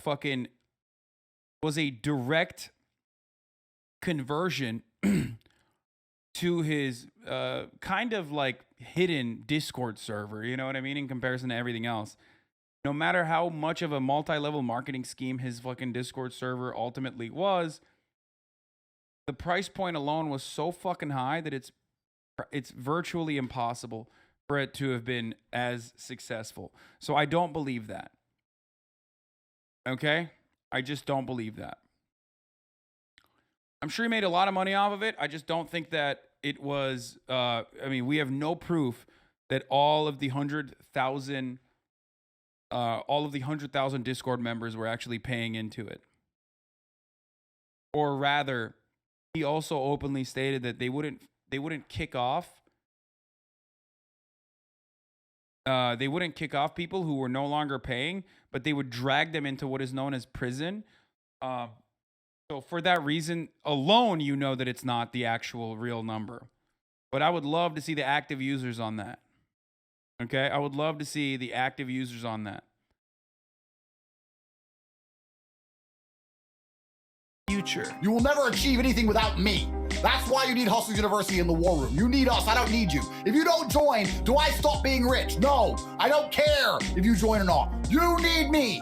That's what Hustlers University is about, because I'm the only person out here who teaches people how to get fucking rich. I do that on purpose because I want rich people around me, because when the battle comes, when the Satan returns to Earth and I need to make the battle call to the War Room soldiers, I ain't got time for no brokies. But despite what may seem like glaring similarities to conmen like Tai Lopez and Grant Cardone, Andrew Tate claims to be different. But how so? Well, let's take a look at the courses themselves. CobraTate.com offers more than a few options to change your life by selling every type of educational course under the sun. From a $200 fitness program, a $300 body language course, the $800 PhD.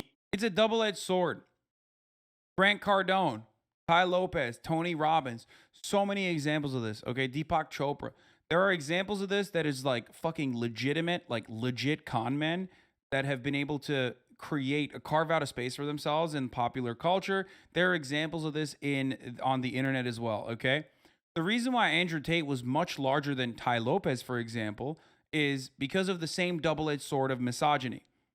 It's also the very same reason why his success was short-lived, because Tai Lopez was, at least, he wasn't smart enough to, I guess, use misogyny as a launching pad, okay? But at the same time, that gave him staying power because it didn't draw the ire of all the platforms that turned around and were like, okay, we got to ban this guy. We got to fucking deal with this. This is getting completely out of control.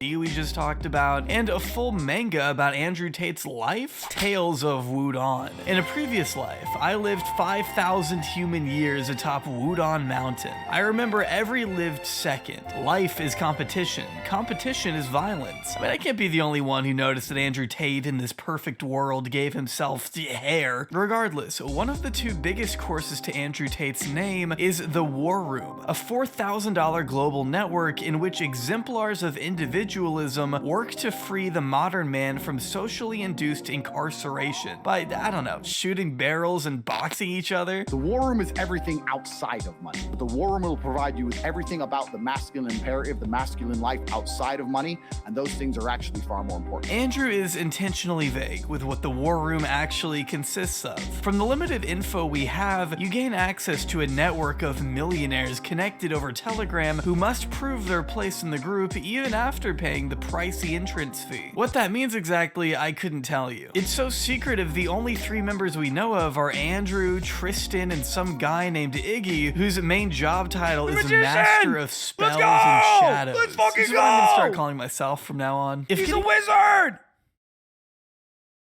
To meet and work with the self-proclaimed greatest hypnotist to ever live, it doesn't make you want to take out a loan right now. I don't know what does. But we haven't even touched on Andrew's flagship program, the course he peddles on every interview and stream he appears on, the one you've probably already heard of in some capacity, Hustlers University. Your worldview is about to change forever. If you have a seatbelt in your chair, put it on. If you don't, hold on tight.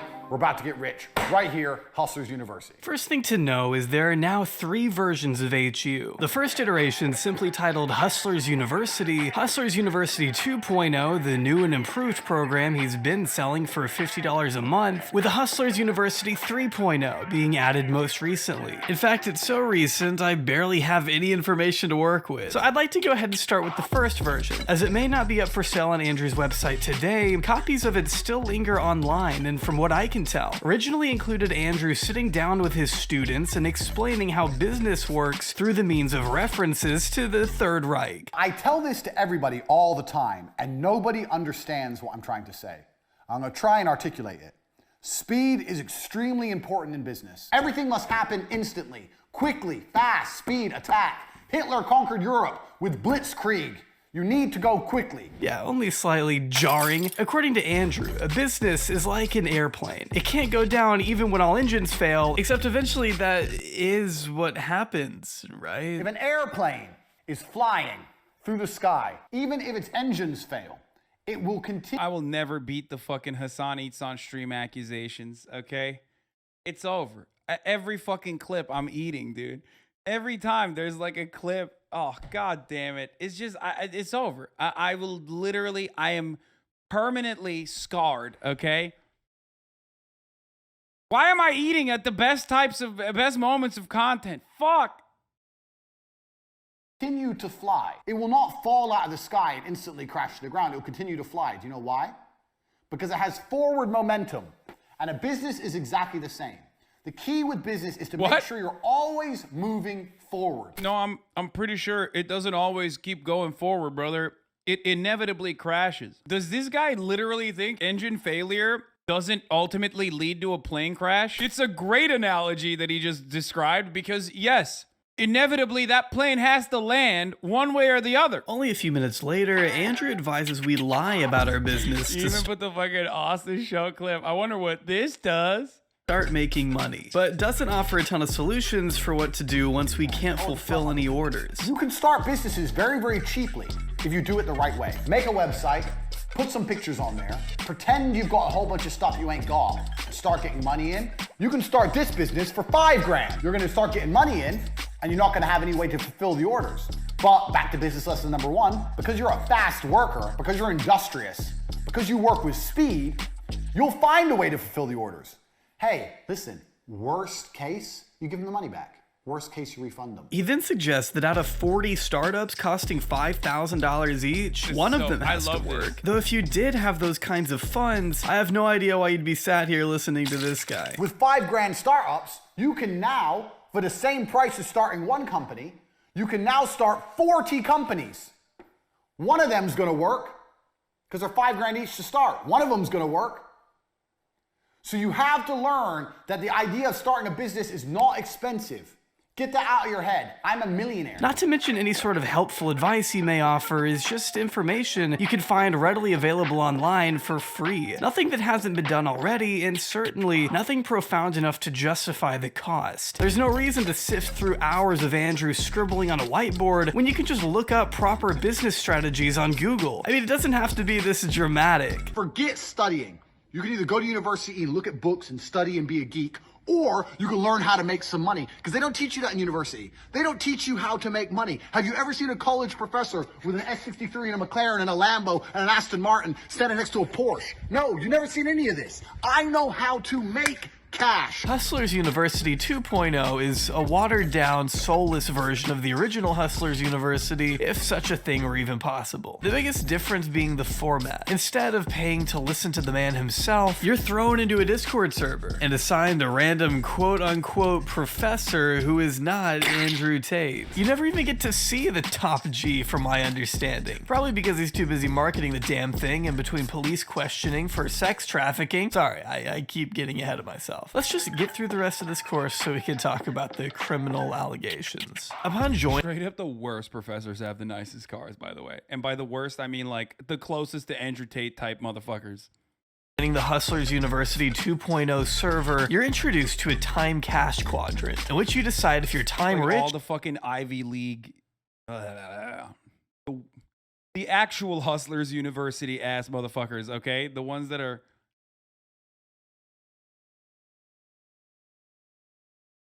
but cash poor, time poor and cash poor, time poor and cash rich, or time rich and cash rich. If you've lost track, that's okay, and none of this actually matters because you don't need this course. It's a waste of money. Whatever you choose, though, determines the group of courses you access, containing the most basic, surface-level information. Still jealous of Tate? Tax the lawmakers? How can you have such an awesome fucking username and then have such a twisted worldview? What the fuck am I jealous of Andrew Tate for? That like I'm so jealous that he's universally silenced by every social media platform that he had to go to fucking fake ass Rumble, dude. Yeah, the duality of tax the lawmakers. He's libertarian. That's how. Oh, yeah, I guess that makes sense. Regarding anything. Yeah, I love being canceled, so I'm just like I'm reeling with the anger that I haven't been canceled as hard as he has been. From copywriting to drop shipping to freelancing, the instructors are there to make money and have been criticized for possessing no deeper understanding of what they're teaching. So in these chat rooms where your instructors have a fraction of the charisma of— Why do all of his fucking teachers look like CoffeeZilla with different hairstyles and different weight classes? Teaching. So in the— It's like CoffeeZilla CoffeeZilla after clenbuterol, cycling clenbuterol. These chat rooms where your instructors have a fraction— CoffeeZilla after he shaves his head and grows a beard. —of the charisma of Tate. You're supposed to— Okay, this guy doesn't look like CoffeeZilla. —commit yourself to these skill sets, which are super surface level. There was some screen recordings for the website building and Facebook ad portions, but for most of it, it was just this absolutely basic PowerPoint presentation with a voiceover behind it. And the voiceover sounded like it was done through a laptop microphone. And we never even really got to see the person behind the voice. I'm not even trolling or joking. I feel like if I hired somebody on Fiverr to make me a dropshipping course, this is exactly what I would get. What you end up doing in this course is sort of learning how to run an Amazon side hustle for Jeff Bezos. Like, no offense, you're not breaking the matrix. One of the ways students of Hustlers University have been able to make their money is through their affiliate program. I literally called this without even seeing Hustlers University courses. Like, I didn't even see a fucking single Hustlers University course. And I was like, I've seen scams like this so many times on the internet. One, it's a multi-level marketing scheme, and it definitely just teaches you cryptocurrency shit, day trading, and also drop shipping. It's the same shit. It's just they all do the same shit. Which has apparently been closed for a little while, according to them. Originally, it was to promote Tate and the course through the means of viral clips uploaded to TikTok and YouTube. So if you were wondering why Andrew was literally all over your For You page, it's because of these affiliates with an affiliate link in their bio. So we get left with an entire empire of Tate Stan accounts peddling spliced up shorts of our top G alpha king to the masses, generating millions of impressions based off how extreme he is. And you wonder why he's so successful.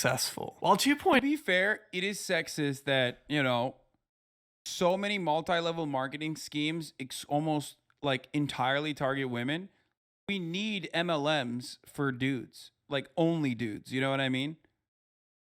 So it's good. It's good that like males have a little MLM for themselves, you know what I mean? Yeah. 2.0 might be different in the way that it's taught, the core purpose remains the same. Andrew is making money off vague promises. He's not necessarily selling how to get rich, he's selling the idea of becoming rich. If he can just get you in the door, nothing else matters. He has your money, and with over 150,000 members and counting, Andrew is able to turn a 7-figure profit each month purely off subscriptions. Dude's already had an MLM, it's called crypto. I mean, that's exactly what he's doing, so yes. That is what he's doing. Yes, for the dudes. A multi-level marketing scheme for the bros. Cryptocurrency is, of course, going to be involved. Andrew Tate does teach you cryptocurrency. Alone. And also how to groom and sex traffic a girl that is unfortunate enough to be in your vicinity. Make a couple bucks here and there, but it's ultimately benefiting him and his brother more than anyone else. To think you need to pay over $4,000 a year just to make money on the side is ridiculous. Money can be made anywhere without having to listen to these cartoony villains. Bowing down to these two geniuses in hopes that they'll make you a little money, all because they speak to your inner insecurities and validate your misogynistic tendencies, is truly one of the most embarrassing and beta things I've ever seen. If you think for a second that the guys who openly admitted to running a total scam of a webcam service, tricking desperate guys into pouring their life savings into their business, wouldn't do the exact same thing to their loyal, loving fans? I've got some news for you. Tell me why you joined. Your other friend said he joined. It changed his life. I'd love to know By why. the way, I can tell you why I joined too. Have you made more than you invested? Yeah, duh. So is it a good investment? Duh, I made money. I made loads. Here's a question. How are you making money? By How are you selling the making book money? or what? I don't want to. How are you making the money? Don't worry about how we make our money. Join the You got to sign up to see. That's right. Bro, That's this is such a scam, brother. I joined. I was like, dad broke. I joined. That guy even broker. So I don't know what the fuck. Like what the fuck. I joined and got broker. One of the main reasons Andrew has racked up so many new subscriptions to HU over the past month is thanks to the help of streamers and podcasters allowing him to talk up a big game on their shows. He conveys just the right amount of information without revealing too much in order to sell it, with him and his clones using cryptic language to sound more alluring. Not I want to hear. What did you do? You make it bread how? Find out. We ain't gonna give it away for free. I can't just say that's towards him. I can't just give out his sauce. So did you get a job or are you selling the book? What No, are you doing? I didn't have to get a job. So no job. Okay, so how did you do Not it? selling the book. So did you make money appear? Like what are you doing? You're selling weed? Well, if you would have found out his joint, bro.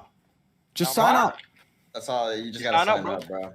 Sign up. It's $50. Don't be tight. To desperate teens in search of a way out of the matrix, this course sounds like the key to freedom. And even if you've got doubts, as he says himself, you'll never truly know until you try it. He makes money no matter how you cut it. A grift that keeps on grifting. And Aiden honestly isn't wrong when he implies he should be getting a cut, considering Hustlers University tends to garner 6,000 new members per appearance Andrew makes on his streams. You're not going to reduce our subscriber number. I don't Every believe single that, time I by do the one of these way. Twitches, we get 3, 4, 5, 6. I actually don't believe that. I think you debated that scum all right. I wish you spoke more, impressed them on being Ravens and being proud of it.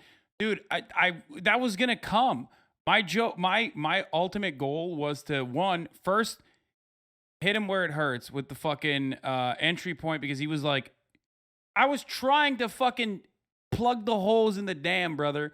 I saw what he was doing. I saw that he went on these like massively viral Twitch streams. I knew that he was doing it specifically to fucking pump his multi-level marketing scheme. So I was trying to hit it immediately. Like I was trying to plug the fucking holes of the dam. But then I plugged it too hard and then he imploded. Everybody started ripping him and then it was done. You know what I mean? Like it was fucking dumb. He got crit. It was done. He got crit damaged and it was over. Unfortunately, I served him a little too hard, and then now I can't even fucking debate him on the rape stuff.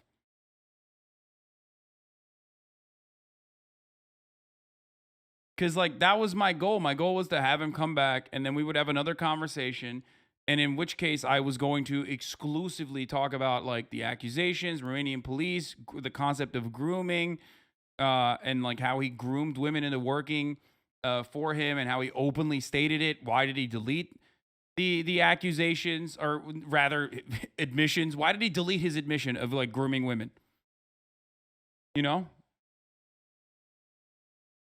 And unfortunately, he caught a couple bodies there, and then, you know, debating rape. I mean, no, it's not about debating rape. Obviously, you can't. That's like ridiculous. But you can expose someone for their rapist tendencies. You know what I mean?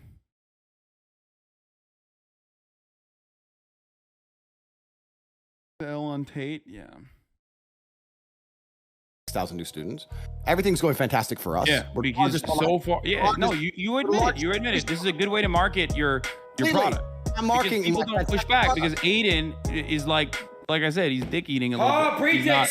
Bro, hey, you're not gonna talk to my homie like that. Watch your mouth. You're not dick riding. Appreciate you, gang. Appreciate you. It's worth noting that Andrew has since been banned from Twitch, so the way he sells this course in the future is gonna have to be a little different. But for the past little while, he's been advertising off the backs of anyone who so much as acknowledges him. So of course, the irony that I may be sending more subscriptions his way by making this video isn't lost on me. But it's an inevitability I've accepted, seeing as he'll continue to grift regardless of anything I have to say. It makes no difference, because we'll always have the Aiden Rosses of the world there to slob him off at any given chance. But nice chatting to you, young Stop! man. Don't go, bro. Andrew, please don't go.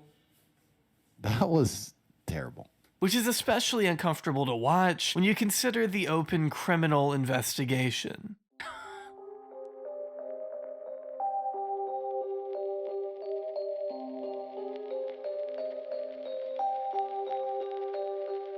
On April 11th of 2022, Andrew made headlines once again when his Romanian home was raided by police in relation to a human trafficking investigation. With this particular Daily Beast article igniting the flame, journalist Will Summers wrote that the raid— Why is Aiden doing this? Because why is Aiden a person with 60K live viewers every night?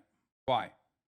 Because no matter how like dumb he portrays himself, and he might genuinely be dumb when it comes to like certain points of, certain points of like history, like knowing who was the leader of certain countries during World War II or whatever. He knows content. He knows exactly how to fucking farm views. That's why he went live in the middle of like Andrew. That's why when Andrew Tate was banned off of TikTok, he immediately went live and was like, "Oh, come on the broadcast."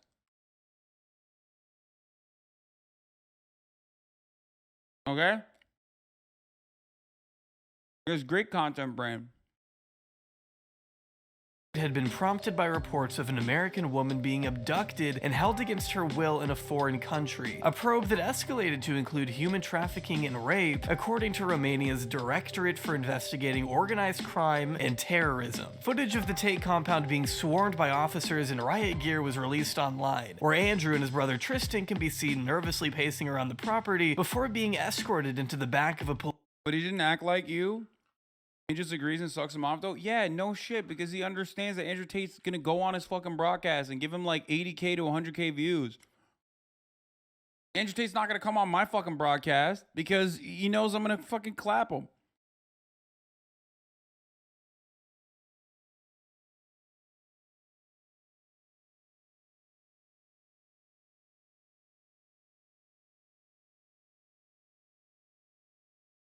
Police van and driven away from their villa, not without confiscating computers, phones, and iPads. According to multiple Romanian news outlets, there appear to have been 2 women found at the property, a Romanian girl and the 21-year-old American who the police had originally set out to find. Tristan and Andrew, though, have claimed the exact opposite, that there were no women on the property and the whole investigation was based on a false report. No girls were found in my house and nobody was arrested. According to a Romanian newspaper, the 21-year-old American alleged she was approached by Tristan on Facebook, who after a short period was able to convince her that he was in love with her before she came out to Romania, leaving her boyfriend behind. A testimony— By the way, this is why like a lot of those other girls on TikTok posting their fucking DMs from Andrew Tate is like kind of funny, but also really, really nefarious and really scary at the same time too. Because like those girls low key survived a possible sex trafficking attempt. You get what I'm saying? Like he literally would, the more clout he had, the more the better an opportunity he has to like dupe fucking young girls all around the world to come to Romania and you know, groom them into doing sex work. Like that's the other side of that of all those girls like basically celebrating that they never responded to Andrew Tate's DMs. Like, yeah, we all joke about it, but like there's plenty of girls who did. That doesn't exactly go against the type of tactics Andrew bragged about in the PhD course, but does fly in the face of the Tate's own series of events. So her boyfriend is obviously one of these believe all females, oh my god, my girlfriend's not a hoe kind of guys. She was a She was, one second, she wasn't even hot. Her boyfriend, who was obviously a fan of Emergency Meeting Live, saw her Instagram stories, said, oh my god, you're at the Tate brothers' house in Romania. This was some American chick.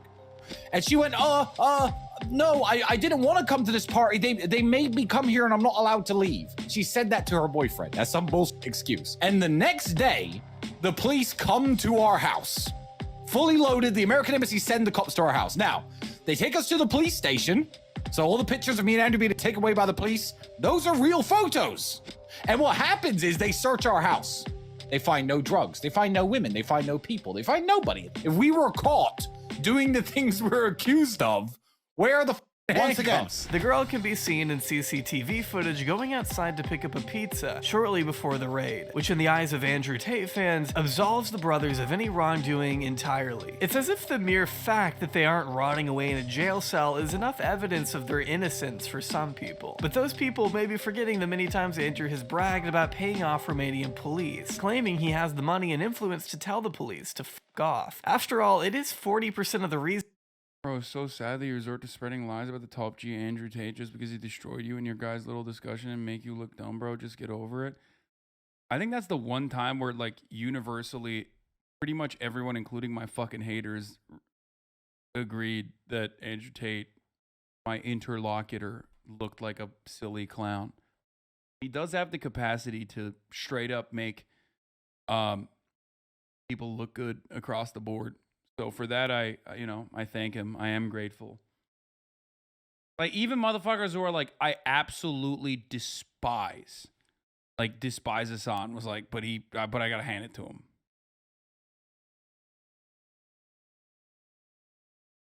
Like, he just rage quit. Well, you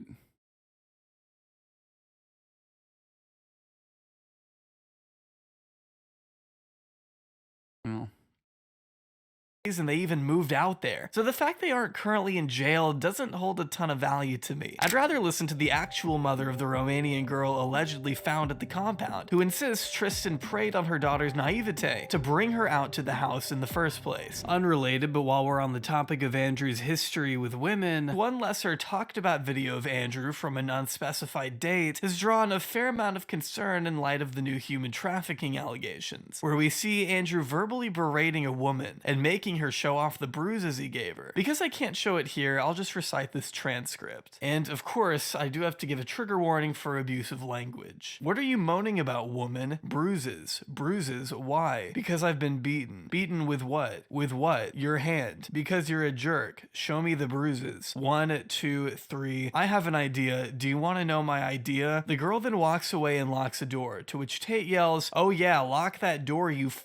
You knew I was going to beat the f*** out of you. If you behaved, I wouldn't have to hit you." Just more non-concerning stuff from the guy who's publicly said this. But despite all the bans and allegations and news coverage, criminal investigations, Andrew Tate is still revered as an icon, idolized by both fans and fellow like-minded grifters. It's important to note that over the past few years, Andrew has connected with a handful of infamous right-leaning pundits and online personalities, brushing elbows with January 6th Stop, dude. right-leaning Come pundits and on, online dude, personalities. what? Brushing elbows. Are you fucking kidding, dude? I was not there. I was not there on January 6th.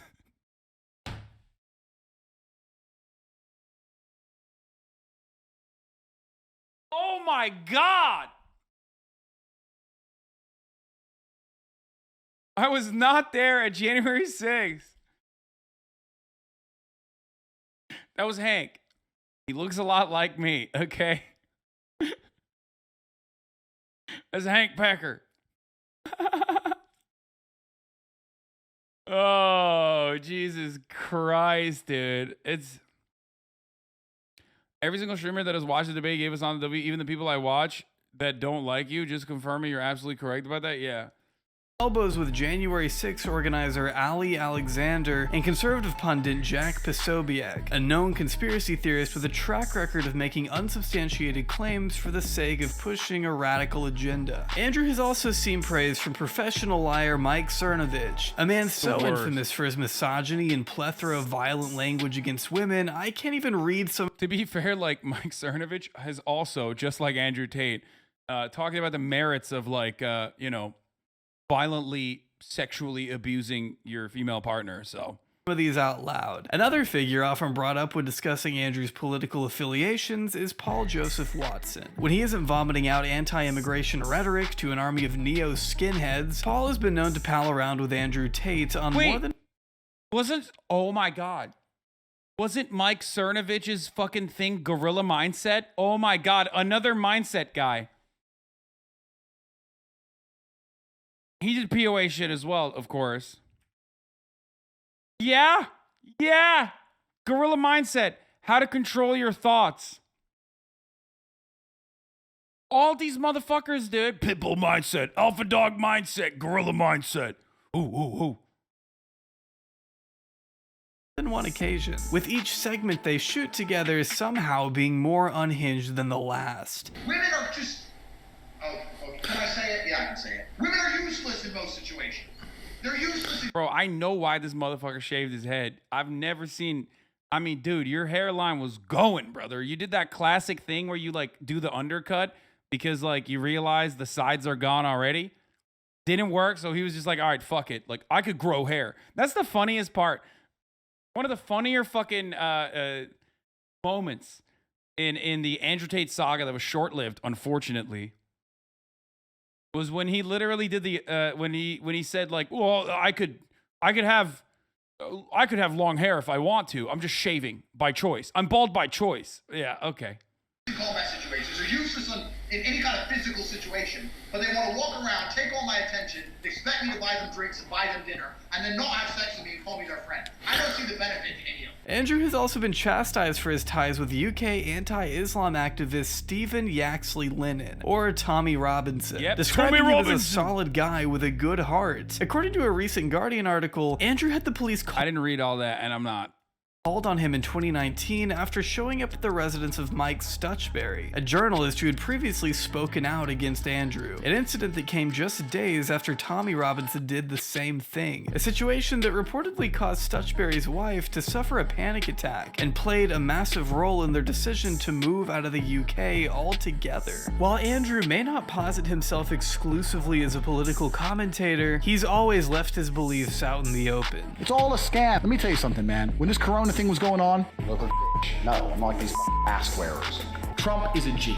I want to emphasize the type of individuals he attracts and welcomes, because while railing against innocuous personalities like Danny Gonzalez or Ethan Klein, Andrew embraces the company of reactionary scam artists, even filling in as guest host of InfoWars whenever Alex Jones is away, presumably losing tens of millions in court. It's worrying to me in the sense how Andrew opens the door for young, impressionable teenage boys with a lack of direction in their lives to fall down this pipeline of harmful ideology. By coming across as some well-meaning motivational guru, Andrew earns a sense of credibility among unassuming viewers, those who may not be aware of his full story, opening the floodgates to a wave of more dangerous beliefs to be spread. He's like a Trojan horse of stupid takes. People say, well, don't have Tate as male role model, there's better ones.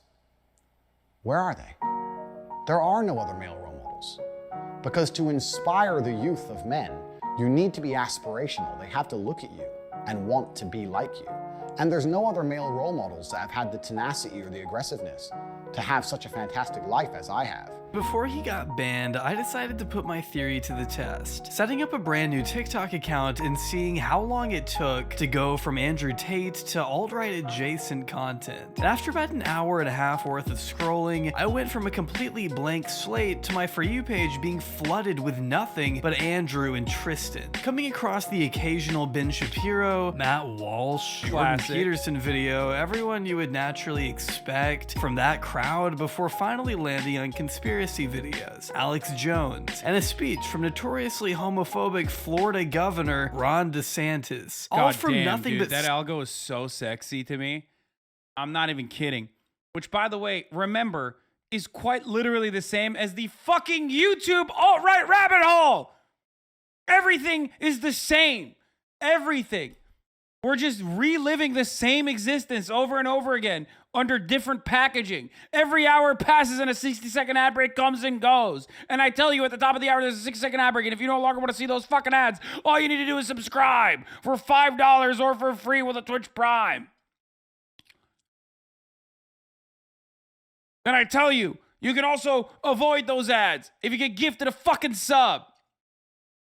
If you're lucky, that is. But Twitch Prime is free. Here's the 1 minute ad break now. Okay.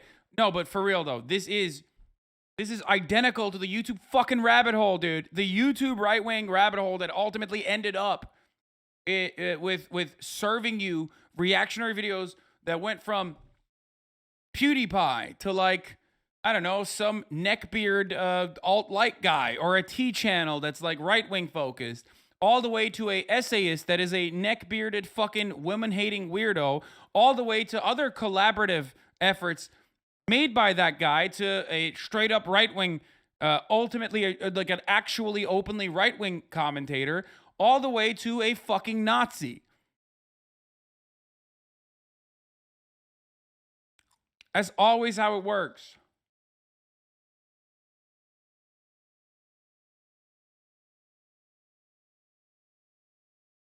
Sigma male edits of Andrew Tate with Subway Surfers graphics, confirming the existence of a pipeline that Andrew was very much a part of, at least before TikTok completely nuked his account, along with YouTube, Twitch, and Instagram. Upon the Yeah, it's 2015, 2016 YouTube. We're in our 2015, 2016 YouTube era. But at least we have, listen, at least we have like larger, more prominent voices in these spaces that never existed. You know what I mean? At least there's like a somewhat of a way. Now, obviously, ultimately, it doesn't matter. We're just like individual content creators. It doesn't fucking matter. But at least like there's a little bit of pushback this time around. So that's good. And that never really existed in the like there was no safe space. There was no place where you could feel like you know, there were like-minded individuals on the internet, and a lot of people got trapped.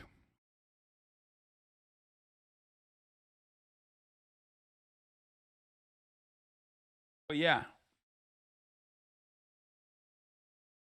What? Past Zom was so right. You guys got nothing but anti-wokeness now that Biden is elected. Numbers dip will be glorious. I think, first of all, if I were to use like anti-wokeness as an argument, despite the fact that I do advocate for what you would otherwise consider woke causes, I would probably make a lot more money. Like, anti-wokeness blew the up under Obama, and it's going to blow up again. You know, that is definitely an area of... It is definitely an area that will make a lot of money for a lot of content creators. Be on the lookout for the pushback from anti-social justice warrior style commentary again. That's what's going to blow the fuck up under Joe Biden.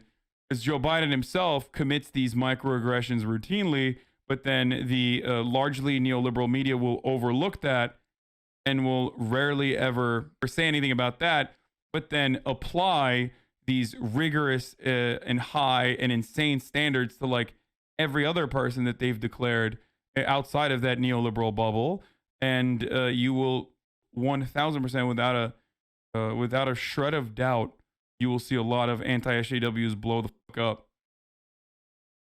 And for those of you who say like, I'm going to turn into Tim Pool, my opinion has not changed throughout the year, or like my core principles have not changed throughout the years. You might be paying more attention to it, and you might have an opportunity to hear me out, but it's not like I went from, you know, Republican to or a conservative person to a liberal person, or a conservative person to a leftist. Like, I've been this kind of leftist for a very long time, a lot longer than you have been interested in politics personally. And I've been this kind of person back when you were probably a Nazi on the internet. You know what I mean? So just because your current point of view is now you became less like Tim Pool, you got more hair and you rarely wear headwear. True. Like neoliberal or some shit like that, where you align with the Democratic Party, does not mean that like my position has adjusted. Woke idpol leftism blew up under Trump. What? idpol leftism? No. The anti-SJW rhetoric, the anti-like SJW, anti-idpol rhetoric on the right grew originally under the Obama administration. It grew partially under the Obama administration because under... I didn't sound different. I had a Go XLR back then, and now I have a Rodecaster. The Obama administration, people recognized like, oh, fuck, we have literally no power. We have no power in the political arena. Obama's not going to do shit. But we do have one area of power where we can kind of make material changes, like minor changes. What area is that? Oh, that area is culture. So people started organizing their activism, or whatever they perceive to be activism, around changing fucking movies and yelling about TV shows and whatnot. That started blowing the fuck up under Obama. We stopped focusing on like anti-imperialist protests. We stopped focusing on like banking regulation and advocacy in that realm. And the neoliberal agenda on the political realm took root. Everyone started focusing on these like minor these like representative politics that represented the end all be all of politics. And that's pretty much it. So there were a bunch of reactionaries that used that to shit on the left in its entirety. And we're going to get back to that now. Yeah. The only space that the left, and I mean like the left, the capital L left, so it even includes like liberals and Democrats, right? Like the left side of the political spectrum, the only area of power that they had was in the realm of art and culture. So they hyper focused on the area that they could clean up as best as they could. So that's what they do. And that's what they're going to go back to. And there's going to be a lot of need and a lot of interest for a reaction to that. And that's where anti-SJW YouTubers come back into the fray, so they can make it seem as though, seem like, the random like Tumblr kiddies, and those people are going to pay attention to others that have similar points of view that they do, and find themselves at the throes of sharks who then feed them reactionary politics. This is exactly what happened with all of these centrist people that became alt-right. There are a lot of you in here. There are a lot of you in here right now. Like, that used to be that way. Why are you focusing on this irrelevant bullshit? I mean, it's irrelevant. Once again, chat. Literally coming in and being like, this is irrelevant bullshit. Why are you focusing on it? Well, guess what? So we could watch it fucking a year later, okay? That's why. And by the way, I don't even think this is from December 19th, 2021, because at that point, I believe I'd already moved into the new house. So this is probably, this is literally an older video that was, this react happened in May 2021. So it's been more than a year. No, it says May 2021. The yellow number is a heartbeat monitor. This guy's really gorgeous, amazing features, and love the new haircut. Unsurprisingly, he was right there. Astounding how 30 years later, people still care about wokeness. I think the big thing about class being a part of social justice, many of the systems of control employed by control minorities are heavily class-based. Relevant. It's irrelevant right now because... Oh, wait, the tweet says December 2020. Are we sure this is from 2021? It could be from 2020. No, December 2020 would be... No. December 2020 would be like... I would have been fucking... The tweet is from then, but... Right now, we're still... U.S. Congress passed. Alex Padilla, Gavin Newsom pick.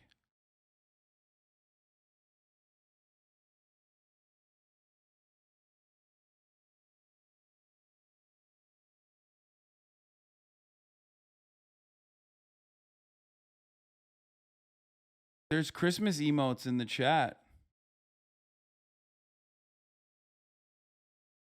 I don't know.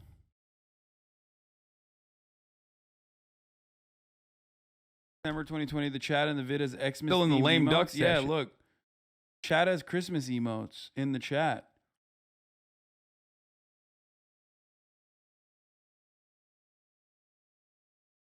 Oh, no, it says, I've been calling for more nuance in this conversation for a year. Okay, that makes sense. The Idball Wars are going to be fun. I've been calling for more nuances from 2 hours ago. Yeah, it's probably May. Yeah, it's 2021.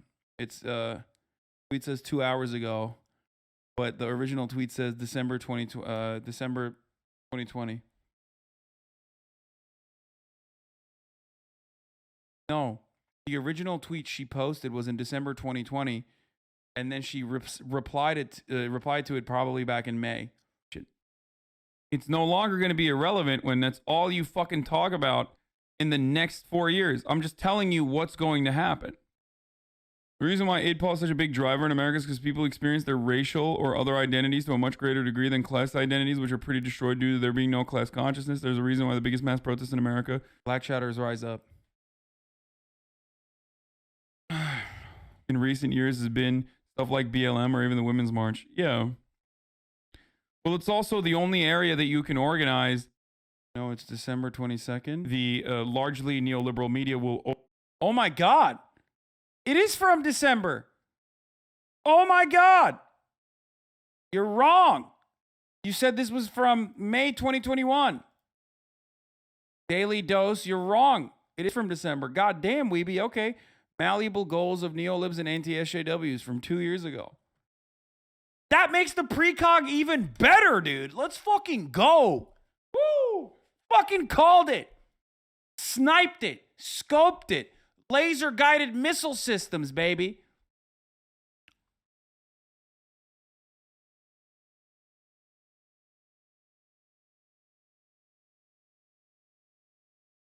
Goddamn! Goddamn! Maybe that's why motherfuckers are like, they lose their shit if they're like, oh, your takes on Ukraine were bad. Your political commentary is not astute. That's why, because they're like sick and tired of me being so fucking right all the time, dude. That's consistency. Yeah, I mean, I had this, yeah, I had this take even well before Biden won too. Obviously, like, some are way easier locks, others are not. Y'all should debate. He would destroy you. Hasan, please predict when I will get a girlfriend, please. June 28th, 2023. It is written. Remember it.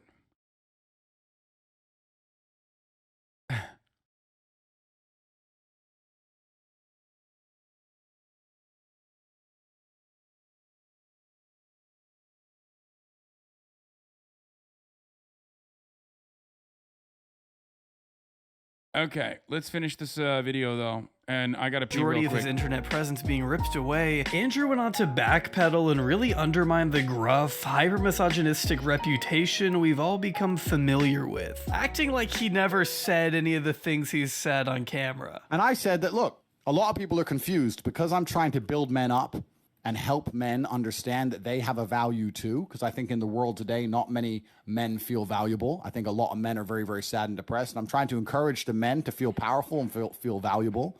They think I'm trying to drag women down, and that's not the case. Whether or not he'll return to these platforms in some capacity has yet to be seen. Individuals like Andrew Tate have a peculiar way of sticking around. While some defend his right to exist online, others rejoice at the mass exodus of his profiles. But what's not to be disputed is the lasting impact he's made on everyone who's been on the internet over the past few months. The Guardian article we discussed earlier paints a pretty worrying picture of the so-called legacy he's left, citing one woman describing how her boyfriend's attitude and opinions changed dramatically after being introduced to Andrew's content. One teacher taking to Reddit to express how Andrew Tate has, quote, ruined her freshman boys, claiming students are refusing to do assignments if they're sourced by a woman. I had 3 boys refuse to read an article by a female author because women should only be housewives, she wrote. Another replying, I had some kids put Andrew as their role model on their student info questionnaires this week. All the more reason why Jail. he deserves to be Jail those children.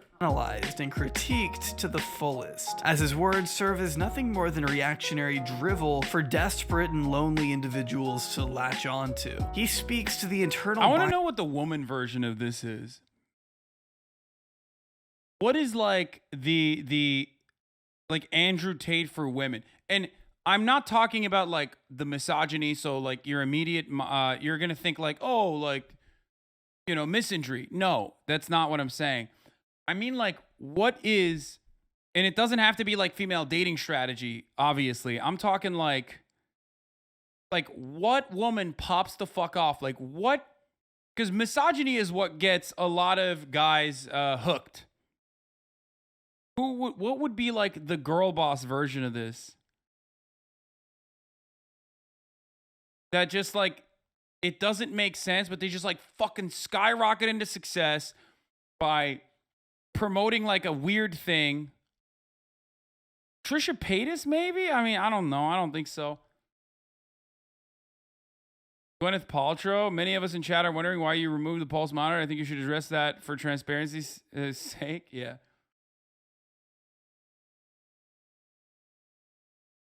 Wendy Williams. Kardashians. Maybe Kardashians, but like not really.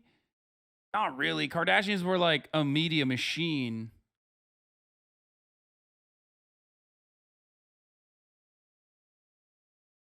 TikTok is literally at war with Afuela TikTok.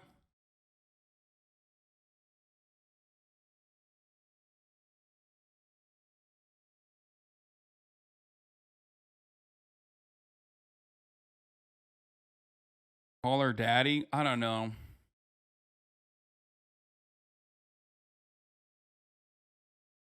There was one on TikTok that got popular for fighting for man's rights. No.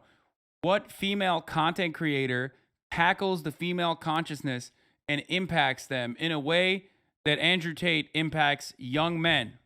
That's what I'm trying to figure out.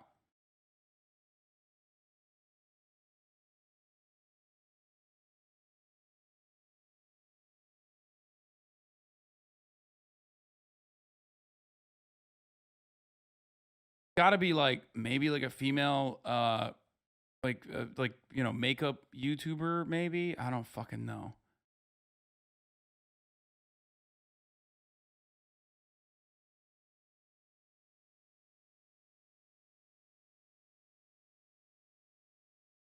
Women aren't that easily malleable, to be honest. I mean, no, women fall for dumb shit all the time. Women literally fuck men regularly, okay? What do you mean they're not easily malleable?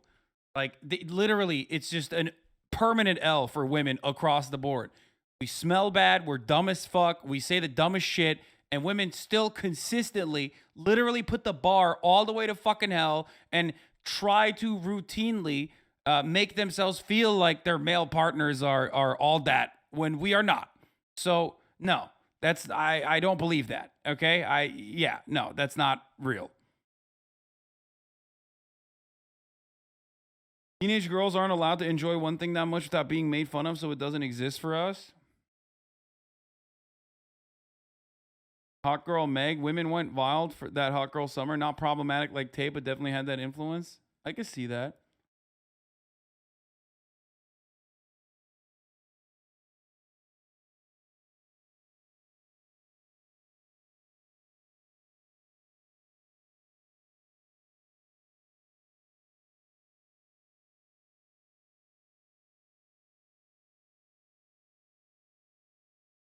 The fact that you have to think about it this hard says a lot about how much less psychotic women are in certain ways. The threat of violence is integral to Tate's persona, and if you aren't going to find a female equivalent, well, it doesn't have to be about PUA stuff or patriarchy, obviously. That's what I was going to say.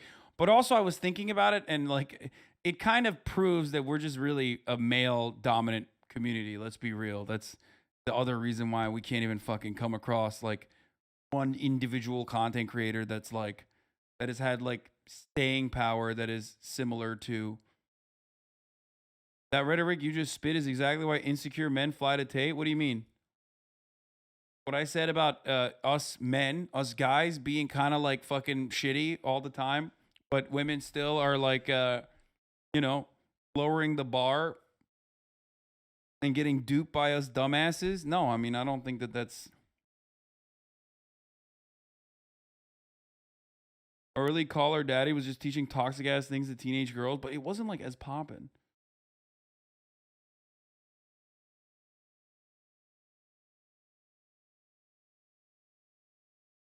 Maybe Drew Afuelo?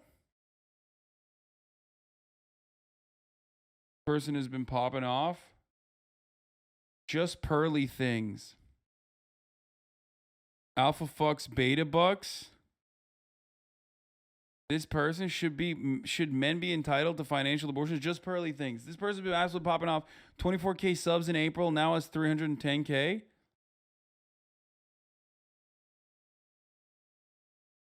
What is this? And so what a lot of guys find, they said 20 to 25% of marriages are sexless.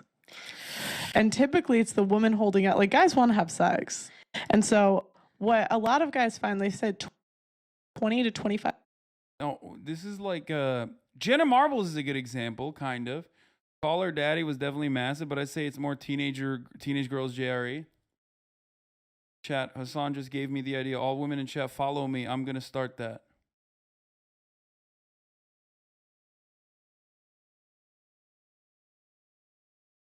It's Caroline Calloway. No, because Caroline Calloway is not that poppin'. Caroline Calloway is like very insulated. You know what I mean? We're talking Andrew Tate literally hit like Andrew Tate basically fucking hit mainstream permanence without ever being on mainstream.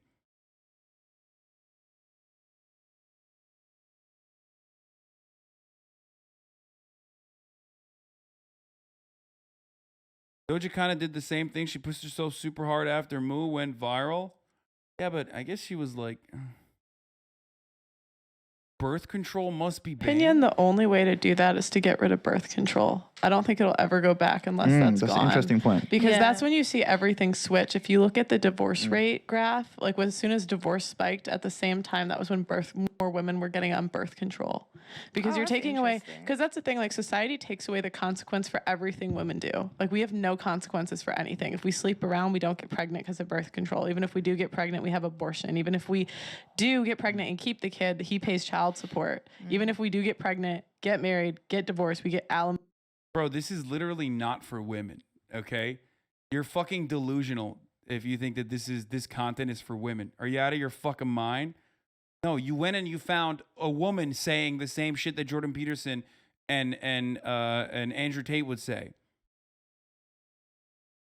This person is literally not for women, okay? This is, you know what this is? This is Candace Owens, okay? This is white Candace Owens specifically doing misogynistic content for men so that men can feel fucking good and positive. Yeah, you went and you found a pick-me, dude. What the fuck?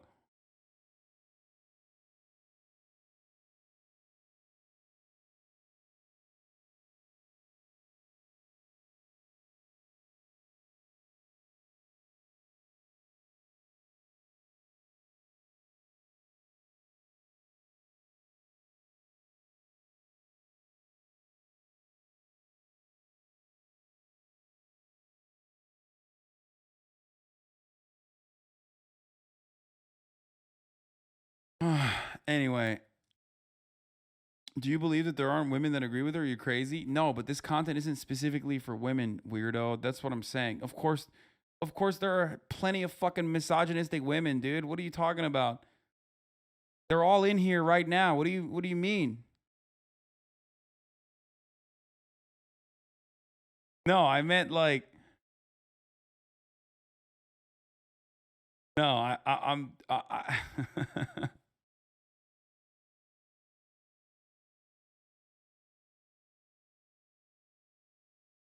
Emma Chamberlain, maybe. Okay, let's fucking wrap this up. I haven't finished this goddamn video. It was a really good video, by the way. Biases and insecurities of an entire generation, and thrives off attention both negative or otherwise, which means he isn't really going anywhere anytime soon. What on earth, even in a million years of your wildest dreams, made you think you were gonna stop Andrew Tate? For now, Andrew Tate will remain a role model for dudes who can't validate their feelings anywhere else, at least not until they grow up and experience more of the world. Until then, Andrew will continue to feed them the blue pill, tragically reinforcing their coddled and dated opinions of women, masculinity, and the world around them for years to come. God loves me. I'm one of God's favorites. I'm not God, but I'm certainly one of his favorite ones. What the fuck? God doesn't have favorites. God loves all of his children. I am one of God's favorites. I'm the most famous man on the internet.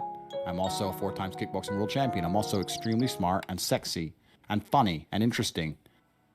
I have everything that every man has ever wanted. Except hair. Oh! That was fire. Folks, shouts out to Jawbreed. Friend of the show, Jawbreed, with another fire 1 hour and 25 or 12-minute video. God damn, that shit was great. Go support it. Watch it on your own. Share it with your friends. What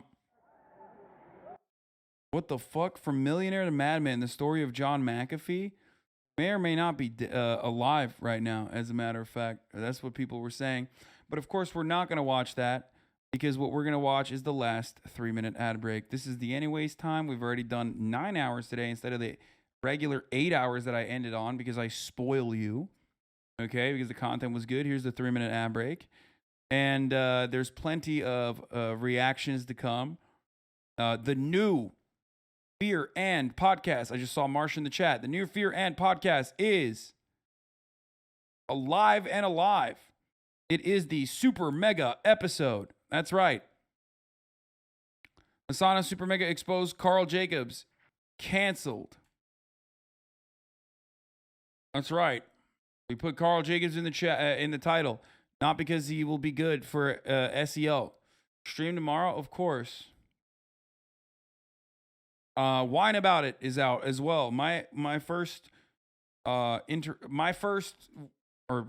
It's first YouTube episode is out. YouTube only.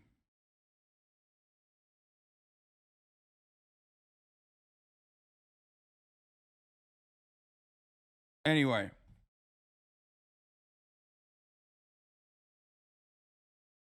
But yeah, you're eating good even when I'm not live. You know what I'm saying? That's crazy. That's crazy. Who does this? Who spoils you so much? I do. Talk TikToks tomorrow? Yeah, we'll do that. We'll do that.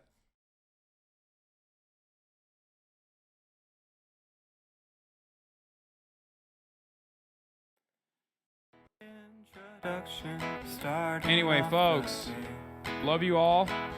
And of course, once again, I will see you tomorrow, same time, same place. And yeah, that's it. That's pretty much it. That's all I got. A lot more news to cover tomorrow. A lot more fun a lot more reveals. Big reveals happen this week. A lot of content coming up next week. See you tomorrow. Peace. There he is again. Hasan is streaming. Hasan is streaming. There he is again. Hasan is streaming. Hasan is streaming. Reviewing the P.O. box. Uncle Euger's face. Sudden discord agitprop. Gray names take on race. Tiny Bernie Sanders, LGBTQ Air Force. The whole left at your fingertips, and Kanye out your door. The H3 Crowder debate, the Young Turks online show. 3 full fucking years of this, and plenty more to go. 90-day fiance, talks of champagne bourgeoisie. A Trump rally live reaction, a mass riot in DC.